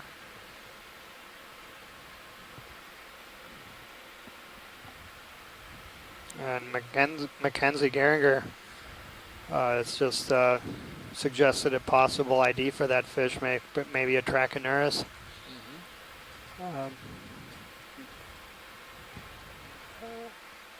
And Bruce said there's something dark in the water column when we finished with the anemone. Come on in. Just documenting another type of animal. Yeah, it's definitely a Hormathiid. And I did get a look at the stalk earlier, and you can see the very textured stalk that's characteristic of this group. There you can see it, kind of right to the top of the tentacles. Yeah, these common name for these is the Venus flytrap anemones. And you can see why.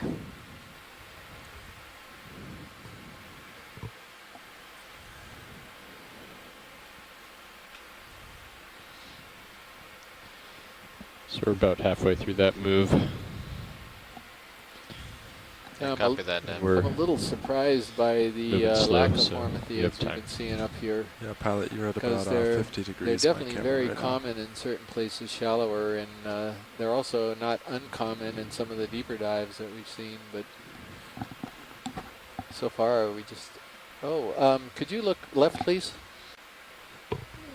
I don't think this is a sponge, and that's why I thought I would bring this to everybody's attention.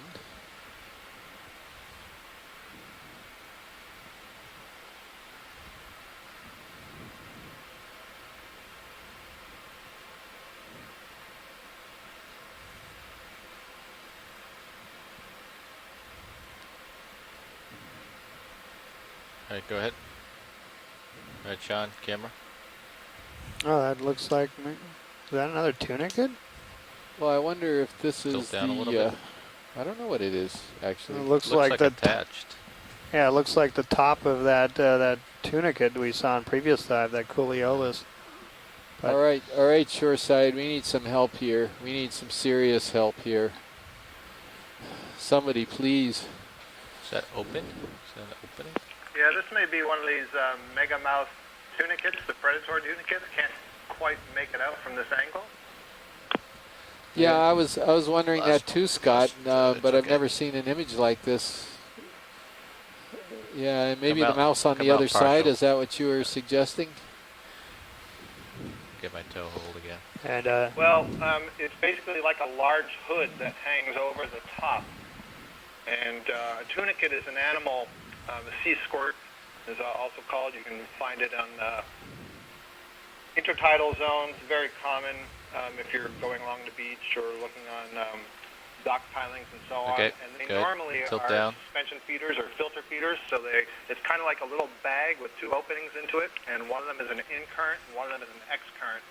And on these deep sea megamouth versions, they've modified it such that the in current is actually a big hood, and it's used kind of like a Venus flytrap plant to capture swimming organisms, small crustaceans, amphipods, that kind of thing, and digest them. So that could be what this is.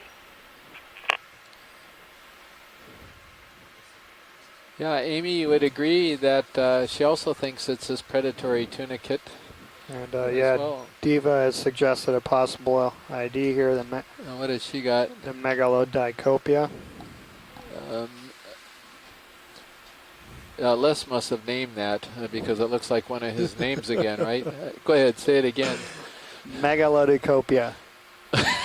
Well, pretty good, pretty good. I'm not even going to try on that one. Megalodicopia, okay. Tilt up just a little bit. Yeah, right there. Sorry. Okay.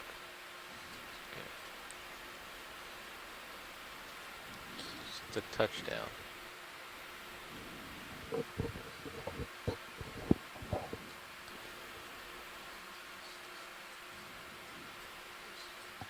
Yeah.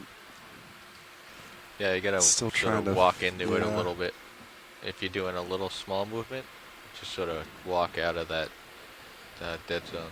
So Diva, I'm just trying to see whether this could be the same predatory tunicate that we have in our gallery, and all we know it as is an Do you like lasers on? octocnemid tunicate. Is that particular genus?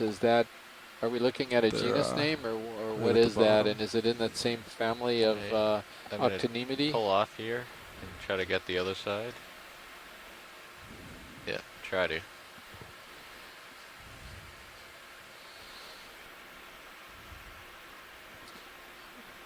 Daniel's trying to also do a quick look here.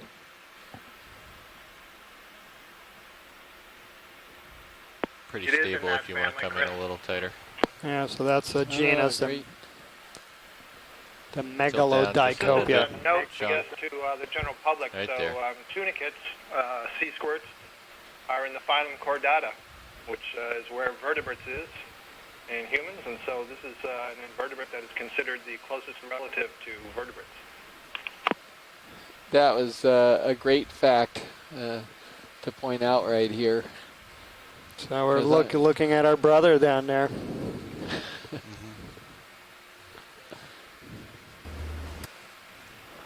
Yeah, Bridge, we finished that position move. Thanks, Bridge. Yep. Wow, that's terrific. Okay.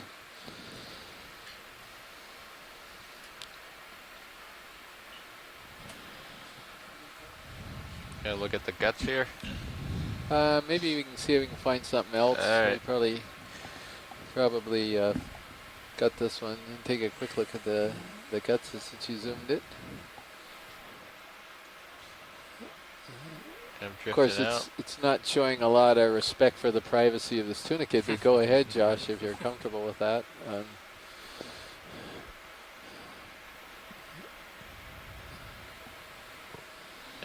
I'm losing it. I mean, these guys don't have a lot of clothes, you know. It's a little embarrassing, I think, but oh well, okay. Alright, I gotta move. I'm getting behind Sean here. It's okay. Where do I need to go, Sean? Right.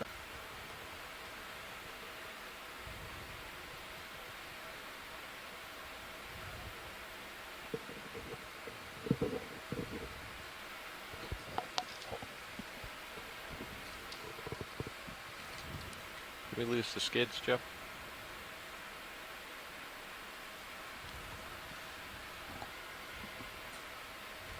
Thank you.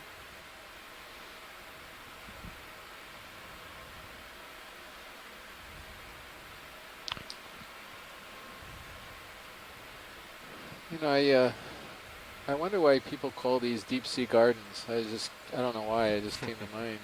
Can you? I prefer deep sea forests.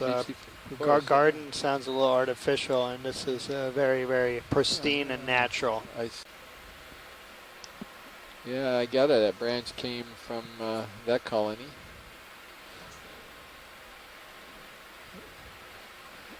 If you're wondering whether a large animal could have knocked that off, there are some very large deep water sharks have been documented in Hawaiian waters. They're not that common. I have you at about 40 degrees right now. Not sure if they get down this deep to 2,000 meters. This is pretty deep, but if it wasn't a shark and this place has never been visited before by any vehicle, then what are you looking at? You're looking at current or something, or a rock rolling downhill might have knocked it.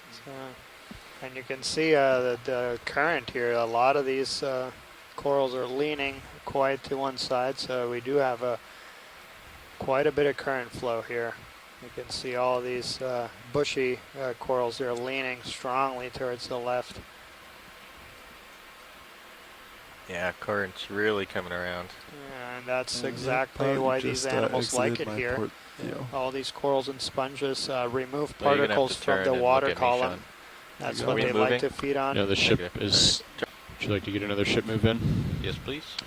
Okay. So the cool things about these single whip corals... What does it look like, 285 or so? That yeah, I would say 285, 290. Isn't obvious at first glance, is that they're very, very well adapted for living in an area where the current is changing back and forth, because they can bend. Do another 30 meters. And this is particularly true of these spiral corals. They can actually, like the Iridogorgia, they can actually bend and orient themselves into like 30 really meters, nice bearing 280 regardless at of 0.1 knots. what direction the current is coming from. They just Sure thing. adjust. Stand by. Thank they you. can bend in 360 degrees, where some of the other corals that you're seeing today are very, very planar, and they're very stiff, and they're completely restricted as to the direction where they can expose as much of their surface to the current. And it's kind of like the old windmills and the newer ones that rotate. Yeah. Nav bridge move initiated. Thank you. So while they just pilots look like once again, sticks 280, down there, they're 0.1 knots. extremely well designed for their environment. Pilot, looks like you got a... And there was another comment about the oxygen levels. Currently we're looking at 2.6 milligrams per liter. This is fairly low. At the surface we have values exceeding 7, but it is still quite a bit higher than what you would see about 1,000 meters shallower, where that would dip below 1. And on one of the dives on this trip we actually traversed that low oxygen zone and found much lower density of animals right at that oxygen minimum zone. So pilot, you want to take a guess at what you were just zooming on? Because we were debating this the other day. I don't know what that is. Some trail from something. I guess. I don't know. It's all over the place up here. Yeah, it is. Or it could be some natural rock phenomenon. Sometimes you get these glassy type of, I don't know what you would call them, sort of a... Yeah, good. The manganese crust, the way it precipitates, but that looks more like a trail to me, I think. I don't know. We have anyone taking a guess at this in the chat room?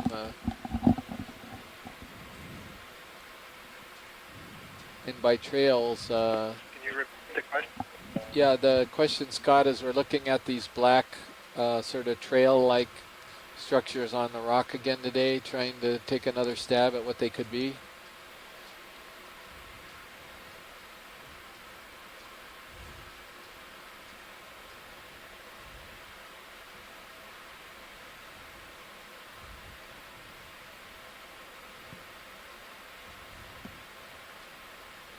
I don't know. I think it's just going to remain a mystery until we find an animal on one of those trails. And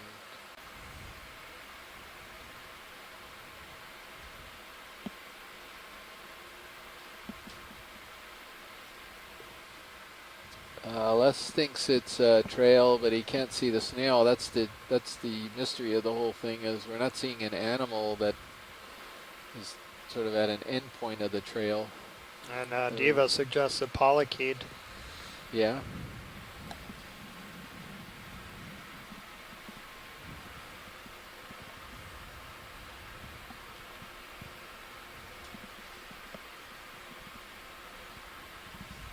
Yeah, nice shot there. And then if you swing swing to the left, that guy right there coming in. There he is. Oh, there's another fish.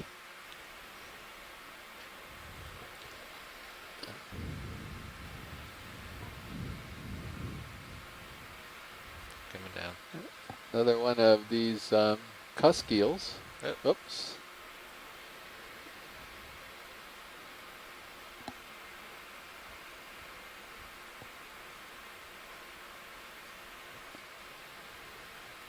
We've seen him before, so Yeah, I just, think so. quick shot for ID. Rotate. Got pretty big eyes, and I think that's what prompted the discussion on this guy. Let's see if another one of the Basozetus, according to Bruce Mundy. He believes it's the same thing. This guy's posing nicely. Oops, he was. Oh, alright, coming up. Let's navigate. Right, I'm just giving people a But chance for the key last is look at. You can't have it too the gentle, scenery. because if it's not enough force, Just the gonna- jaws will slowly open. Okay. So you have to have enough so that So yeah, we're currently what at that is, I don't know. 1,850 But meters, you and just have to sort of be aware the that that could pilots are happen. preparing to take the vehicle At least off. you have a little bit of the flexibility in bottom. that with the We tubing. had a It's gonna- very spectacular dive today. Well, that We I spent didn't have about the 6 tubing at all. hours Oh, here really? on That was a just the- feature that had never was been outside of built the tubing. before. We landed upper on swim this arms, they go ridge up that extends to before? the southeast Doesn't of matter. Salmon Bank. Oh, they can free it. Okay. Where we You're landed, gonna blind me if you 6 leave hours them. before, there was If you leave, it doesn't matter. Just saw a stow. few sponges and a few And corals, that but starboard quite a bit of sediment and swing not arm that takes much a long life. time. But early on in the Took me dive, 2.5 we minutes yesterday. focused on this narrow patch So ramp of up your life where there was RPMs a lot before of you do the corals starboard. and a lot of sponges. Upper.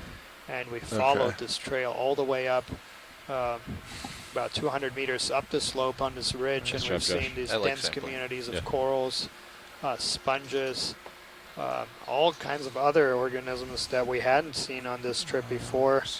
So it was an absolute delightful dive. Saw quite a few fish. So yeah, not just the abundance, but the diversity. Really spectacular dive. So we are going to start heading up to the surface. For those Go all of you the way down interested with in what's in a water column, It takes a while. it will Oh, take you a weren't kidding. little bit over an hour to get back on the surface. So I invite Actually, you the to join on current's that helping you. portion of the dive. That's true. And then tomorrow we'll have probably another fascinating dive to these same depths, but we'll be diving just a little bit northeast Yeah, we were of where just we joking are that the current today, is helping inside push the light in. Papahanaumokuakea Marine National You also have Monument. to go up. And yeah, I'd just like to Once you thank get it in everyone there, for Sean. joining us today, all of our public displays, as well as Yeah, all of our they'll tilt up. shore-based sign teams. Thank you so much for being with us, and yeah, we should be leaving the bottom here any second. There you go. So And then what thank you you can for do joining with us. this guy, Yeah. you hit 2 and then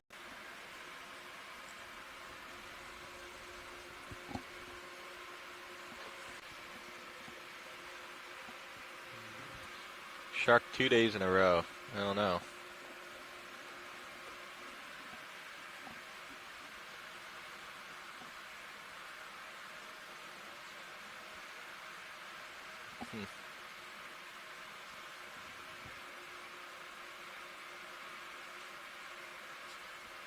Ah. He's entrained in our water.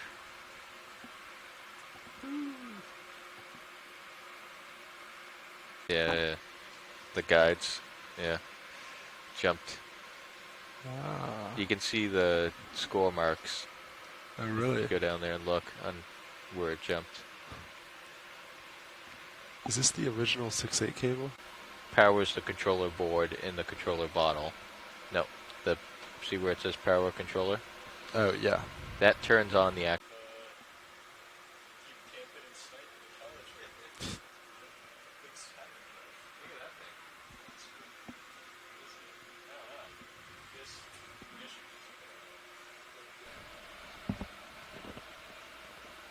What is that? Huh. Yeah, there you go. Okay. Just close it. You know what? I haven't yet seen Dive Super.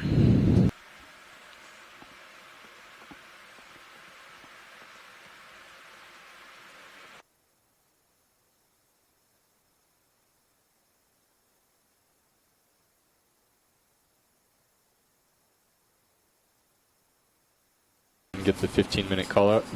That's a copy. Thank you.